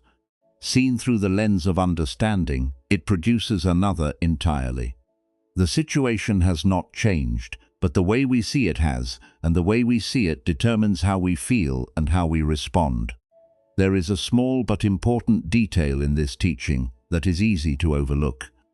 The two kinds of equanimity, balance and understanding, are not separate tracks. They are not two paths that lead to different places. They work together, they strengthen each other. They are in a way like two hands that hold the same cup. When the body is calm and grounded, the mind sees more clearly. You know this from your own experience. When you are rested and at ease, when you have slept well and eaten well and taken care of yourself, you are far more patient, far more understanding, far more generous in how you interpret other people's behavior. The colleague who irritated you yesterday seems merely human today. The delay that would have frustrated you last week barely registers this week. Not because the world has changed, but because you are standing in your body, and from that grounded place, the mind has room to be kind. But when you are exhausted or anxious or in pain, everything feels like a provocation. Every small thing lands with the weight of something large. The mind loses its ability to see clearly because the body has lost its ground. It is as if someone has pulled the string off the kite, and now every gust carries you. And the reverse is also true. When the mind understands what is happening, the body relaxes. Think again of the moment in the marketplace when you learn the truth about the stranger. In that instant of understanding, the shoulders drop, the jaw unclenches, the breathing slows, the belly softens. The understanding did not just change your thoughts, it changed your body. It released the tension that the body had been holding on the mind's behalf. So these two kinds of steadiness feed each other in a beautiful continuous circle. The calmer the body, the clearer the mind, the clearer the mind, the calmer the body. And as both deepen, equanimity grows, not as something we are maintaining through effort, but as something that is simply present naturally, like warmth from a fire that has been tended well. Like light in a room where the curtains have been gently drawn open. There is a teaching from the Zen tradition that brings these two kinds of steadiness together in a single image. A master once said, sitting quietly, the body becomes still. When the body is still, the mind becomes clear. When the mind is clear, you can see the whole world without moving. This is not about sitting on a cushion necessarily. It is about the quality of being fully here, body and mind together, grounded and clear, rooted and aware. And from that place of wholeness, the world looks very different. The storms still come, the winds still blow, but you are standing in both kinds of steadiness at once. Your body knows how to stand, and your mind knows that the storm will pass. There is a verse from the Dhammapada that speaks to this quality of understanding with beautiful simplicity. All conditioned things are impermanent. When one sees this with wisdom, one away from suffering. This does not mean turning away from life. It means turning away from the habit of clinging to things that are always changing. It means understanding deeply and with compassion that everything moves, everything shifts, everything transforms. And in that understanding, there is a freedom that no amount of grasping can provide. The difficult meeting at work will end. The sleepless night will give way to morning. The season of worry will soften into a season of ease. The praise will fade. The blame will fade. The pleasure and the pain will take their turns as they always have, as they always will.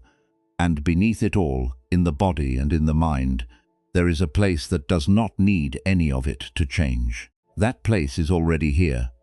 Right now, in the weight of your body against whatever is holding you, in the quiet understanding that this moment, like every moment before, it is passing gently into the next. Let us rest here for a moment. Feel whatever you feel, and when you are ready, we will continue together. A teacher once sat before a group of students, and without explanation took off his glasses. He held them up in the light, turning them slowly, as if seeing them for the first time. The room grew quiet. Everyone watched, not quite sure what was happening. Then he said very simply, "These glasses are not mine. The students waited for more, but the teacher just set the glasses down gently on the table and looked at them with a soft smile. A few students exchanged glances. Someone shifted in their seat. It was a strange thing to say. Of course, they were his glasses. He wore them every day. He had probably chosen them, paid for them, cleaned them 100 times. In every ordinary sense, they belonged to him. But the teacher was pointing to something deeper than ownership. He was pointing to the way we hold things, the way we wrap our identity around our possessions, our roles, our clear-throat relationships, even our feelings, and say, this is mine, this belongs to me, this is who I am, and how when any of these things shift or change or move beyond our reach, we suffer, not because of the change itself, but because of the grip we had on it. Because we had confused having something with being something. These glasses are not mine. Such a small sentence, but it opens onto something vast. And the student who heard it said later that it was the deepest teaching they had ever received. Not because it was complicated, but because it was so simple that it went straight to the heart. Tonight we are going to spend some time with the kinds of understanding that when they settle into our hearts naturally give rise to the steadiness we have been exploring. Not techniques, not strategies, just ways of seeing that once they become part of how we look at the world, change everything about how we move through it. The teacher with the glasses was offering one of them, the understanding that we hold things more tightly than we need to, and that loosening our grip even just a little creates a spaciousness inside us that nothing else can provide. Let us sit with a few of these understandings together, not as ideas to be memorized, but as lenses to try on, ways of seeing that if they resonate you can carry with you into the days ahead. The first understanding is one we have touched on before, but it deserves a deeper look. It is the understanding that behind most unkind or hurtful behavior, there is suffering we cannot see. Let us explore a story. There was a family going through a difficult season. The parents were both working long hours. The children were young and needed more attention than there was time to give. The house felt too small. The days felt too short, and the weight of it all was settling on everyone differently. The father in particular had become quieter than usual. He had always been a warm person, quick to laugh, easy to talk to. But lately, he came home in the evenings and seemed to disappear behind a wall. He was there physically, sitting at the table, passing the dishes, answering questions about the day. But something essential was missing. The light in his eyes had dimmed, and when the children asked him to play, he would sometimes say, not unkindly, but with a heaviness that they could feel, "Not tonight. I am too tired." His partner noticed, of course. She didn't at first. She felt hurt, then frustrated, then resentful. "I am tired too," she thought. "I am carrying just as much. Why do I still show up and he does not?" The story in her mind grew more elaborate with each passing week. He does not care enough. He is not trying. Something is wrong with us. And then one evening after the children were in bed, she found him sitting alone in the kitchen, not reading, not looking at his phone, just sitting, staring at the wall, with his hands wrapped around a cup of tea that had long gone cold. She sat down across from him, and instead of saying what she had been rehearsing in her mind for weeks, she said something else, something simpler. "You seem so heavy lately. What is going on?" And he told her. Not everything, perhaps, but enough. Snorts, he spoke about a fear he had been carrying, a worry about work, about money, about whether he was providing enough, being enough.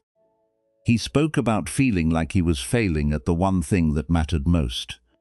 He spoke about the tiredness that went deeper than sleep could reach. And as she listened, something changed in her. The frustration did not vanish exactly, but it made room for something else. She could see for the first time in weeks the suffering behind his withdrawal. It was not that he did not care. It was that he cared so much and was so overwhelmed by the caring that he had retreated into the only safe place he could find, not away from his family, into himself. She reached across the table and placed her hand over his. They sat like that for a while. Nothing was solved. The worries were still there. The money was still tight. The days were still too full. But something between them had shifted. A wall had come down, not through argument or confrontation, but through the simple act of one person being willing to look past the surface and see what was really there. Later, she would say that this was the moment things began to turn, not because the circumstances changed, but because she stopped telling herself the story of a partner who did not care and began to see a partner who was quietly drowning. And that shift in seeing that one small change in understanding was enough to let the love back in. This is what understanding does. It does not excuse harmful behavior. It does not ask us to accept being neglected or mistreated, but it allows us to see the full picture, or at least a fuller picture. And when we see more of the picture, the need to react from our own hurt begins to soften. We are still allowed to feel what we feel. We are still allowed to ask for what we need, but we can do it from a place of understanding rather than a place of blame, and that changes everything about how the conversation goes. The Buddhist tradition has a phrase for this way of seeing. It speaks of looking with the eyes of compassion, not the eyes of judgment, not the eyes of self-protection, but the eyes that say, I can see that you are struggling, and I can hold that understanding without losing myself. This is equanimity woven together with love. Snorts, it is what happens when the steady mind and the warm heart work as one. The second understanding is about impermanence. And while that word might sound heavy, the teaching itself is one of the most comforting things the Buddhist tradition has to offer. Let us explore another story, a very gentle one. There was a young family, and they were going through a season when everything felt hard. The baby was not sleeping. The older child was going through a difficult phase. The house was noisy, the nights were long, and both parents felt stretched beyond what they thought they could bear. One particularly overwhelming afternoon, the mother looked at her partner across the kitchen, both of them exhausted, both of them frayed. And instead of saying any of the 100 things she might have said in frustration, she simply sighed and said, "We are having one of those days." That was all. We are having one of those days. But something in those words held a gentle wisdom, not a dismissal of the difficulty, not a pretending that everything was fine, just a quiet acknowledgement that this was a day, one day, not a life sentence, not a permanent condition, just weather passing through. And the partner hearing it felt something ease inside, because the worst part of any difficult moment is often not the difficulty itself. It is the fear that it will last forever. It is the story that says, this is how things are now, this is how they will always be. And that story, more than the actual hardship, is what makes us feel trapped. But the truth, the simple, honest, beautiful truth, is that everything changes. The difficult day gives way to an easier one. The sleepless season ends. The child grows. The weight lifts. Not all at once, perhaps. Not on our schedule. But it changes. It always changes. Think of your own life for a moment. Think of a time a year ago or 5 years ago when something felt unbearable, when you could not imagine how you would get through it. And yet here you are. You did get through it. Not because you were superhuman, but because the situation changed. You changed. Something shifted that you could not have predicted or controlled. And the unbearable thing became bearable. And then it became a memory. And then it became part of the landscape of your life. Present but no longer overwhelming. This is what impermanence means, when it is felt rather than thought about. Not an idea, an experience. The experience of having survived every difficult thing that has ever happened to you. The experience of having watched countless moments of pain soften and pass. The experience of knowing in your body and in your bones that nothing stays the same. The Buddha observed this with great clarity and repeated it often.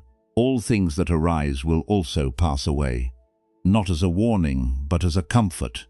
as a reminder that no storm lasts forever, and that the capacity to endure is strengthened enormously by the knowledge that endurance has a natural end. We are having one of those days. What a kind and truthful thing to say. What a gentle way of remembering that this too is temporary. What a gift to offer another person who is struggling beside you. The third understanding is about something the tradition calls shared humanity, and it is perhaps the simplest of all. Snorts, every person you will ever meet is carrying something. Every person has known disappointment. Every person has lain awake at night worrying about something. Every person has felt the sting of being misunderstood, the ache of wanting something they could not have, the confusion of not knowing what to do next. This is not a depressing thought, it is a connecting one. When we remember that everyone around us is navigating the same basic territory of being human, something in us relaxes. We are not alone in our struggles. The person who cut us off in traffic is struggling. The person who spoke harshly is struggling. The person who seems to have everything together is behind closed doors, struggling with something we know nothing about. The Buddha said, "Just as I wish to be happy and free from suffering, so do all beings wish to be happy and free from suffering." This is not a complex teaching. A child could understand it, but living it, truly living it, changes the way we meet every person we encounter. Imagine standing in a long line somewhere, feeling impatient, feeling like your time is being wasted. And then imagine remembering for just a moment that every other person in that line is also waiting, also tired, also wishing they were somewhere else, also carrying their own private worries and hopes and fears, and that the person at the front of the line, the one who seems to be taking so long, is probably not doing it to inconvenience you. They are simply a person navigating their own small challenge, doing the best they can. Something shifts when we see this way. The impatience does not necessarily disappear, but it loses its sharpness. It becomes softer, broader, less personal. It becomes something we are sharing with everyone around us, rather than suffering alone. And in that shared experience, there is strangely a kind of comfort. It is hard to hold a grudge against someone when you remember that they too are doing their best, with a heart that sometimes aches.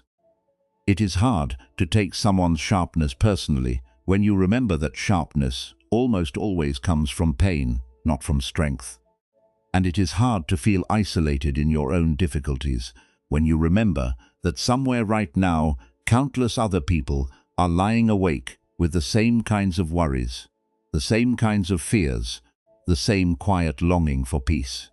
We are in this together, all of us, and that recognition, when it is allowed to sink in deeply enough, is itself a kind of equanimity. The heart softens, the grip loosens, and we find ourselves standing on common ground with every person alive. The teacher who held up his glasses was offering all of this in a single gesture. These glasses are not mine. This body is borrowed. This role is temporary. These emotions will pass through me like weather through an open window. I can hold all of it, enjoy all of it, care for all of it without clutching at any of it. And this is perhaps the most freeing thing of all, that loosening our grip does not mean caring less. It means caring differently. It means holding the people we love, the way we hold water in cupped hands, gently, attentively, knowing that it will flow and change and move, and that our job is not to trap it, but to be present with it for as long as it is here. Think of a parent watching a child grow. There is joy in each stage, and there is a natural sadness when each stage passes. The baby becomes a toddler, becomes a child, becomes a young person, and at every transition, the parent faces a choice. They can clutch at what was, grieving the baby who no longer exists, the toddler who has outgrown their favorite shoes. Or they can open their hands and meet who is here now in this moment with the same freshness and wonder they brought to the very beginning. Both responses are human, both are understandable, but one leads to suffering and the other leads to a deep, bittersweet joy that is very close to equanimity. the joy of being fully present with what is without demanding that it stay. There is a Zen poem that says, "The wild geese do not intend to cast their reflection. The water has no mind to receive their image. Things come, things go. Reflections appear and dissolve, and neither the geese nor the water are troubled by any of it. They do not cling, they do not resist. They simply allow what is happening to happen and what is passing to pass." We are not asked to be indifferent, we are asked to be free. Free from the exhausting habit of trying to hold on to what is moving, and free from the equally exhausting habit of trying to push away what has already arrived. Free to enjoy what is here without demanding that it stay. Free to feel what is painful without believing it will never end. And in that freedom, there is a steadiness that no amount of effort could manufacture. It is the steadiness of a heart that has finally stopped fighting with the way things are.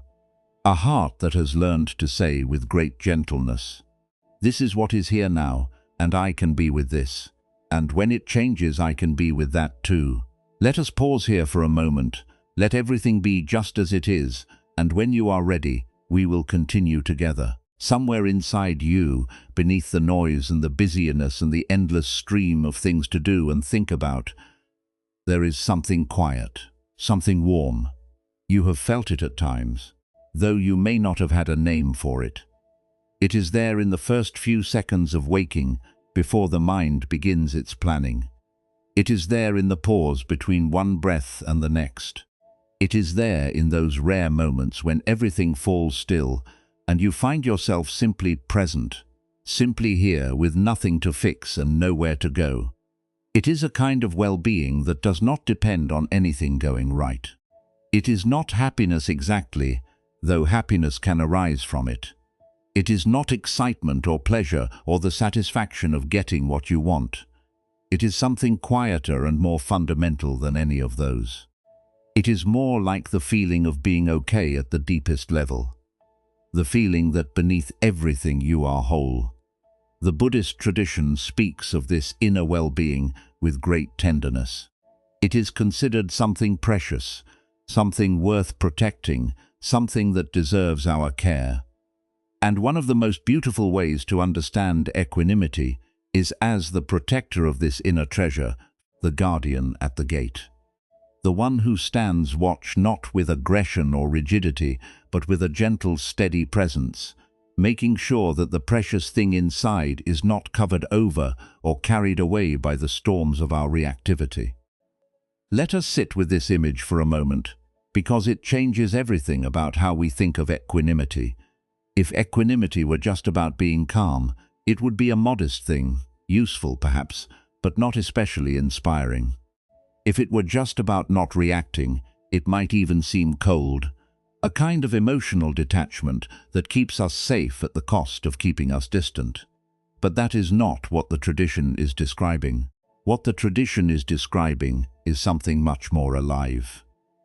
Equanimity in this understanding is the quality that protects the most beautiful things inside us. Our capacity for love, our capacity for joy, our capacity for wonder and compassion and deep connection. These qualities are always there, always available, always quietly shining, or they are easily obscured. Every time we are caught by anger, a layer of dust settles over them. Every time we are swept up in craving or fear or resentment, the light dims a little more. Not because the light has gone out, it never goes out, but because we have covered it with something else. Think of a lamp in a room. The lamp is always burning. Its light is steady and warm, casting a soft glow over everything it touches. But if you drape cloth after cloth over it, each one a reactive moment, each one a time you were caught by something and lost your balance, the room gets darker. One cloth for the argument you had this morning, another for the resentment you carried all afternoon, another for the worry that kept you awake last night, another for the harsh words you said and wished you could take back. The lamp is still there beneath all of it. The light is still burning, but you can barely see it anymore. And after enough layers, you might forget the lamp was there at all. You might look around the dim room of your inner life and think, this is just how it is. This is just who I am. A person who lives in a dim room, but the lamp never went out. It was just waiting for someone to gently lift the cloths. Equanimity is the practice of not adding more cloth, and sometimes gently of removing a layer or two, not through force, not through self-criticism, but through the simple patient act of noticing what we are doing and choosing when we can to do it differently. Each time we notice a reactive impulse and let it pass without acting on it, a cloth lifts. Each time we meet a difficult moment with patience, instead of anger, the room gets a little brighter, and slowly over time the lamp becomes visible again, and its warmth, which was never gone, begins once more to reach the people and the moments around us. This is where mindfulness enters the picture. And mindfulness in the Buddhist tradition is not a technique or a brand, or something you do for 10 minutes with an app. It is something much simpler and much more profound. It is the capacity to see what is actually happening as it is happening without adding a story on top of it. Let us explore what this looks like in the context of equanimity.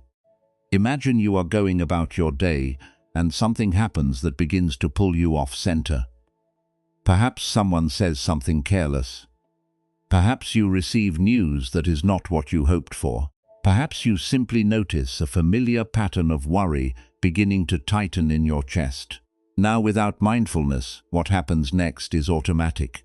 The mind grabs hold of the experience, begins building a story around it, and within seconds you are caught.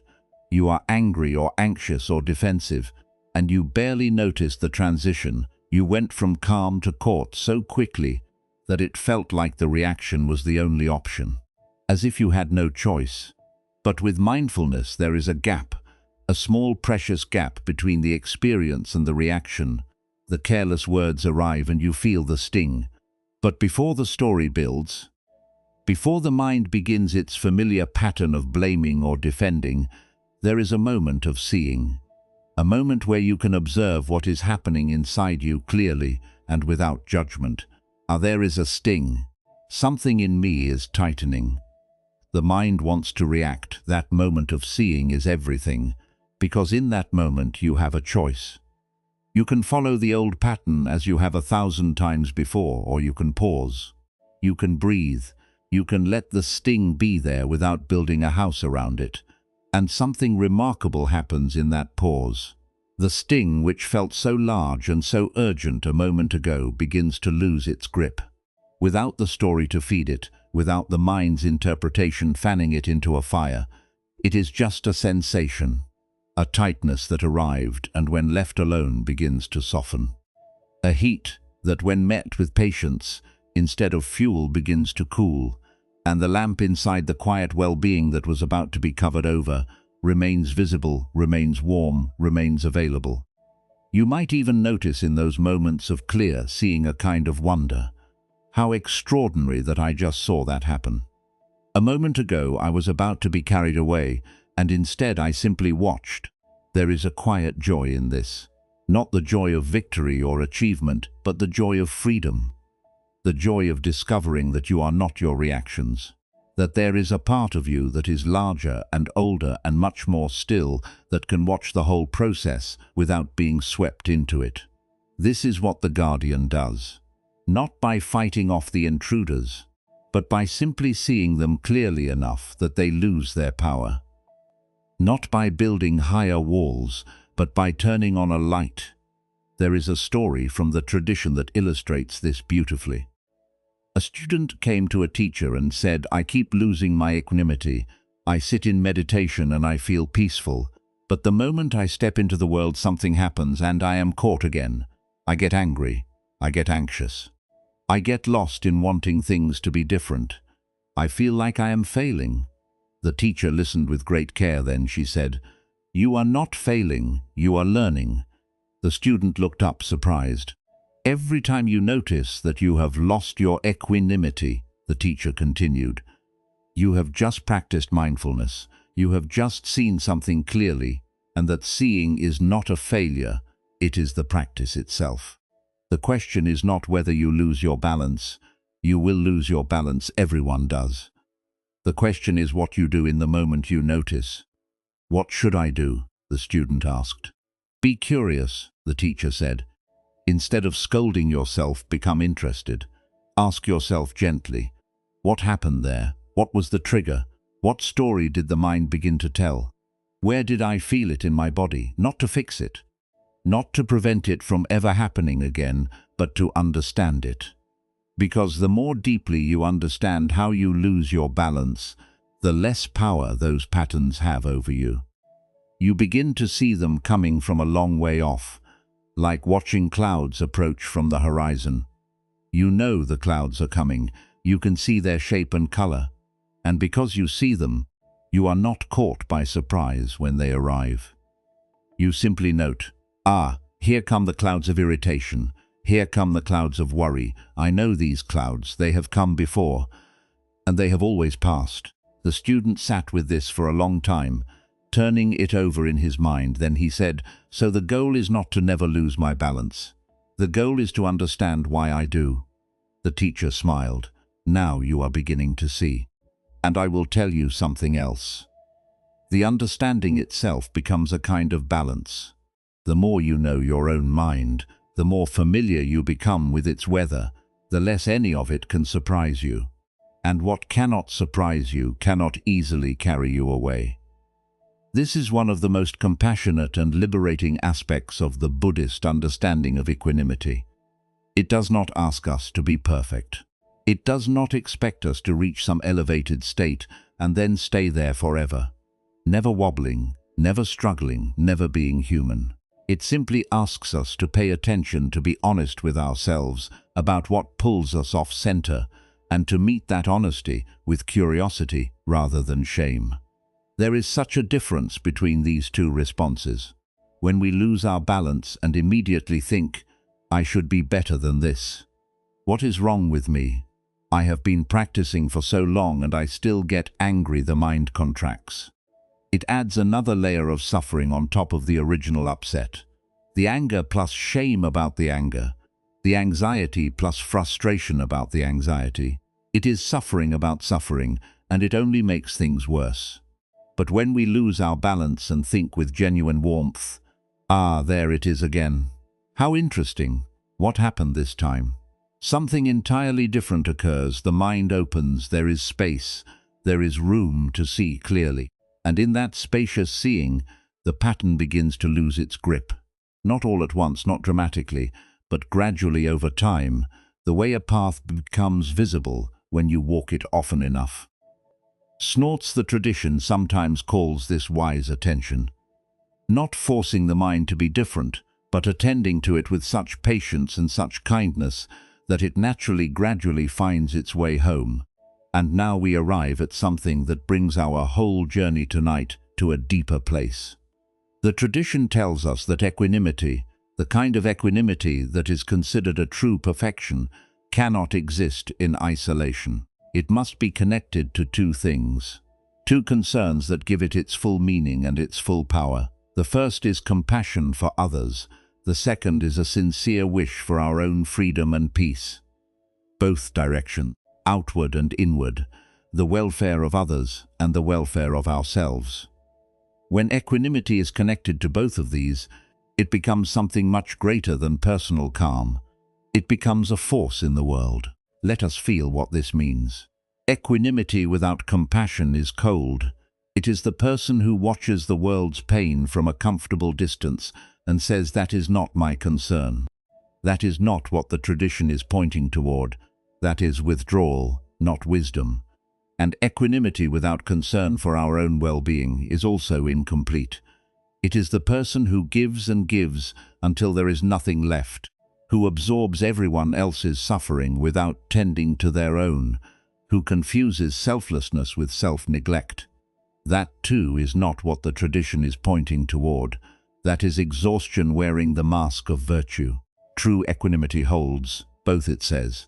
I care deeply about the suffering in this world, and I am committed to not adding to it, including the suffering I cause myself. It says I will respond to what is in front of me with as much wisdom and compassion as I can, and I will also protect the well-being inside me. That makes that response possible. Think of a person who works in a field that involves great human need. A healer, perhaps a caregiver, a person who gives of themselves every day to ease the pain of others. If that person does not also tend to their own peace, their own rest, their own inner light, they will eventually burn out. The compassion that once flowed naturally will dry up. The patience that once seemed endless will fray, and the people they serve will lose not just a helper, but the quality of presence that made that help truly healing. But if that person also cares for themselves, if they protect their equanimity, tend their inner lamp, make sure there is quiet and rest and spaciousness in their own life, then the giving does not deplete them. It nourishes them, because the giving and the receiving of peace are not separate acts. They are one continuous flow. This is the guardian at the gate, standing with arms open, not closed, not defensive, but open and attentive and steady, letting love flow outward, letting peace settle inward, and maintaining the balance between the two so that neither one is sacrificed for the other. There is a verse sometimes attributed to the Buddha that says you yourself, as much as anybody in the entire universe, deserve your love and affection. This is a radical teaching, because so many of us have learned somewhere along the way that caring for ourselves is selfish, that our own peace does not matter as much as the peace of others, that a truly good person puts themselves last. But the tradition sees it differently. The tradition says that the peace inside you is not separate from the peace you bring to others. They are the same peace. The well-being you protect in yourself is the same well-being that allows you to be generous, patient, kind, and present for the people in your life. If you let the lamp inside you go dark, you have nothing left to offer. If you keep the lamp burning, its light reaches everyone around you, often without your even trying. So equanimity is not selfish, and it is not selfless. It is something that holds both self and other with equal tenderness. It is the understanding that in taking care of this inner light, you are also taking care of the world one steady, quiet, luminous heart at a time. Let us rest here. Let the breath find its own rhythm, and when you are ready, we will continue together. One last time, have you ever watched a flower open? Not in a time-lapse film where the whole thing happens in a few seconds, but in real life, in a garden, or on a windowsill over the slow course of a morning. It is one of the most quietly miraculous things in the world. And most of us have never truly seen it happen, because it happens so slowly that it does not register as movement. But if you sat beside a flower that was about to bloom, say a lotus rising from still water or a simple bud on a branch outside your window, and if you had the patience to simply watch, you would notice something remarkable. The petals do not force themselves open. There is no effort, no straining, no dramatic moment where the flower decides, now I will bloom. Instead, there is a slow, steady responding to conditions. The warmth of the morning sun reaching the petals, the moisture drawn up through the stem, the quiet chemistry of life doing what life does without fanfare, without announcement. And at some point, without any single moment you could point to, as the beginning, the flower is open, fully, softly, completely open. It did not try to be open. It simply became open because everything it needed was already in place. The petals are soft, the colors are vivid, and if you lean close, there may be a scent, faint and sweet, that seems to have arrived from nowhere. The whole thing is effortless and astonishing at the same time.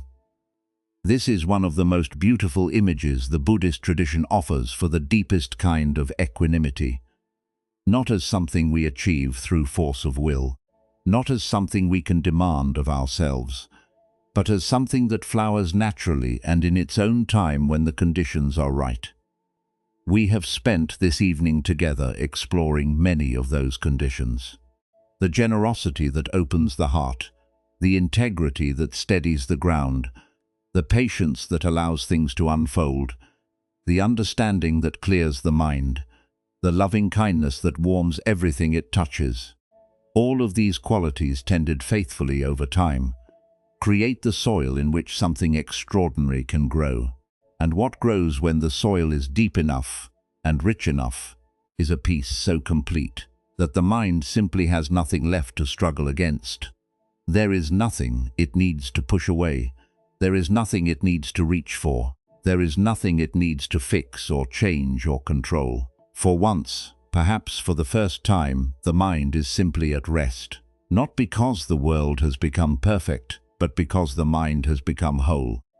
The old teachers had a beautiful way of describing this. They said that when the mind is completely balanced, when equanimity is so deep and so thorough that not the faintest ripple of grasping or aversion remains, something unexpected happens. The mind lets go of itself. Now, this is a phrase worth sitting with gently because it is easy to misunderstand. It does not mean that the mind disappears. It does not mean that we stop thinking or feeling or being ourselves.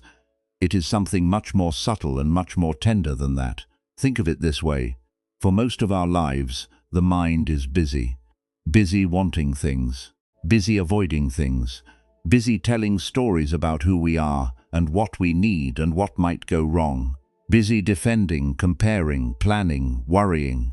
It is as if the mind is a hand that is always holding something, always grasping, always gripping, always carrying a load.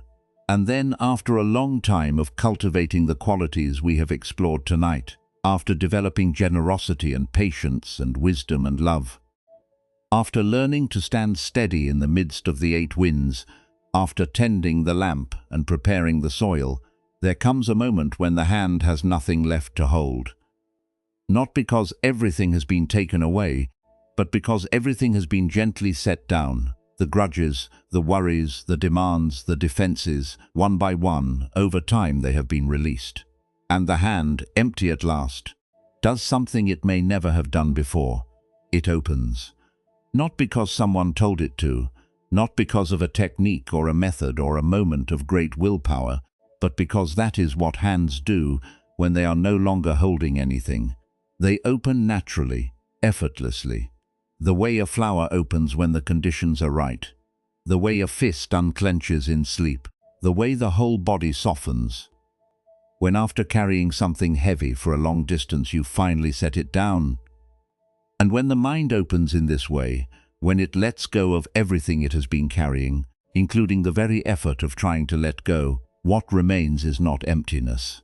It is not a blank void. What remains is spaciousness, a vast quiet, luminous openness that the old texts describe as the most precious thing a human being can experience. It is like stepping out of a small, crowded room into an open meadow. The meadow was always there. You were just standing inside the room with the door closed, and you had forgotten how wide the world actually is. The old teachers said that in this openness the mind becomes like the sky. Clouds still pass through it. Feelings, thoughts, sensations, experiences of every kind still move across it. But the sky is never disturbed by its clouds. It does not grab them. It does not push them away. It simply holds them effortlessly in its vast and boundless space, and the clouds having nothing to stick to drift on through. There is a teaching from the Zen tradition that says enlightenment is an accident. Practice makes us accident-prone. This is said with a smile, but it carries a deep truth. We cannot force the deepest peace to arrive. We cannot make it happen through sheer willpower, but we can create the conditions in which it is more likely to arise. We can tend the soil. We can keep the lamp burning. We can develop the qualities that make the mind stable and clear and warm. And then when the moment comes, when the conditions are just right, the mind lets go. Not because we told it to, but because it was ready. It is like a fruit that ripens on a tree. You cannot pull the fruit from the branch before it is ready. If you try, it will be hard and bitter. But if you tend the tree, water it, protect it from harsh weather, make sure the roots are deep and the soil is rich, the fruit will ripen in its own time. And when it is ready, truly ready, it does not need to be pulled. It falls gently into your open hand. Let us return for a moment to an image from earlier in our journey, the gold in the crucible. We spoke of the master craftsman who patiently heats and cools and refines the gold cycle after cycle, removing impurities until what remains is pure and bright and luminous. We said that the old texts described this gold as pliant, malleable, and free from all dross, ready to be shaped into anything beautiful. Now imagine the gold at the very end of that process. The last impurity has been removed. The last trace of dross has been lifted away. The craftsman sets down his tools, he wipes his hands, and he looks at what rests in the crucible before him. The gold simply glows. It is not waiting to become something. It is not striving to be shaped. It is not reaching for the next step or the next achievement. It just rests in the crucible, luminous, complete. Not because something was added to it, but because everything that was not gold has been removed. What remains is the essence, pure, warm, radiant, ready for anything but needing nothing. This is what the mind is like when it lets go of itself. It is not striving anymore. It is not becoming anymore. It is simply being what it has always been. Beneath all the layers, beneath all the accumulation, beneath all the stories and struggles and searching, the pure gold that was there from the very beginning, now finally uncovered, now finally allowed to shine. And perhaps the most comforting part of this teaching is that the gold was never in danger. It was never damaged by the impurities that surrounded it. It was never diminished by the years of being hidden. It was simply waiting with infinite patience for the conditions that would allow it to be seen. The tradition speaks of this with great reverence and also with great simplicity. Because in the end, what the whole path comes down to is this: we are not trying to become something we are not. We are trying to uncover something we already are. Every act of generosity peels away a layer of self-concern. Every moment of patience peels away a layer of resistance. Every flash of understanding peels away a layer of confusion. And equanimity, the last and highest quality, is what remains when enough layers have been peeled away that the mind can finally see itself clearly. And in seeing itself clearly, it recognizes that there is nothing left to hold on to, nothing left to defend, nothing left to prove, and so it lets go, not of the world, not of love, not of life, but of the grasping that made all of these things feel so heavy, the grasping that turned pleasure into addiction, and love into possession, and life into an endless project of becoming. Without the grasping, everything is still here. The world is still beautiful. The people we love are still precious. The morning light still falls across the room in the same way. The bread still tastes good. The laughter of children still fills the air with something bright. But everything feels different, lighter, clearer, more spacious, as if a window that had been painted shut for years has finally been opened, and the fresh air is pouring in, and we can breathe in a way we had forgotten was possible. Colors seem more vivid, sounds seem more clear, not because the world has changed, but because the filter through which we were seeing it, the filter of wanting and worrying and judging and planning, has become transparent. We see things as they are, not as we feared they were or wished they would be. And what they are, it turns out, is enough. More than enough. It is extraordinary. This is what the tradition means when it speaks of liberation, not an escape from life, a deeper arrival into it. There is a verse from the Buddhist scriptures that says, "The mind that clings to nothing is the mind that is free." This is not a teaching about indifference. It is a teaching about trust. Trusting that we do not need to grip so tightly. Trusting that the world will not fall apart if we loosen our hold. Trusting that the deepest, most precious things, love, connection, meaning, beauty, are not things we can possess anyway. They are things we participate in, things we open to, things that flow through us when we stop trying to trap them. And equanimity is the quality that makes this trust possible. Because when the mind is steady, when it has been refined and balanced and made whole through all the patient work we have explored tonight, It discovers something astonishing, that it does not need to hold anything in order to be full. That fullness, real fullness, comes not from accumulation, but from openness, not from gathering more, but from grasping less.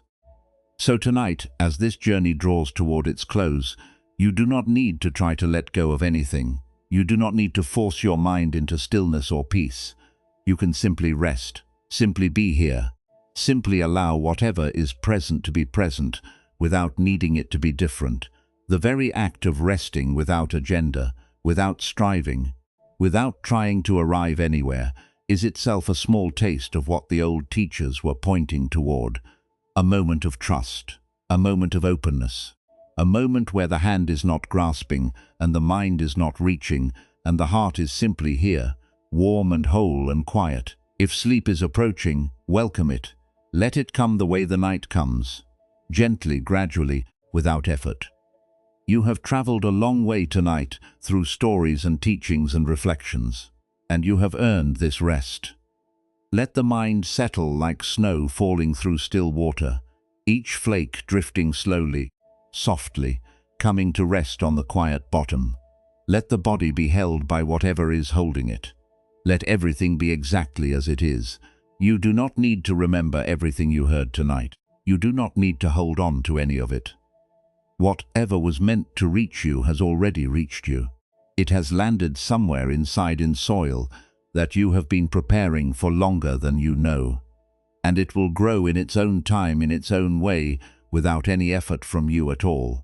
There is a final Zen teaching that seems fitting for this moment. A student once asked, "What's the essence of all the teachings?" The master said, "When tired, sleep. When hungry, eat." The student was puzzled, but everyone does that. "What makes it a teaching?" The master replied, "When most people sleep, they do not just sleep. They worry, they plan, they carry the whole world into their rest. And when they eat, they do not just eat, they rush, they judge. They are already thinking about the next thing." The teaching is simply this: when you sleep, just sleep. When you are here, just be here. That is all. That is everything. So tonight, just be here. Just rest. That is all. That is everything. And so we come to the end of our journey together. Or perhaps not the end, but a resting place. A place to set the pack down for a while and simply be still. Tonight we have walked through ancient teachings about a quality the old masters placed at the very summit of human development. Equanimity, the unshakable mind. And we have seen that it is not what many people imagine. It is not cold. It is not distant. It is not the absence of feeling. It is the fullest, warmest, most luminous state the mind can know. A mind refined like gold, a heart steady like a deep lake, a presence grounded like a mountain that lets the wind pass through without moving. You do not need to hold on to any of what you heard tonight. The teachings that were meant for you have already found their way in, the way water finds its way through the smallest cracks in stone. They will do their work quietly in their own time. All that is asked of you now is rest. The same rest that the earth takes when night falls. The same rest that the lake takes when the wind has passed. The same rest that the flower takes after it has opened with nothing left to do, but simply be what it is. May you carry a little more steadiness into your days. May you hold the world a little more gently. And may the quiet light inside you continue to grow one small and patient moment at a time. Sleep well, and thank you for joining us here.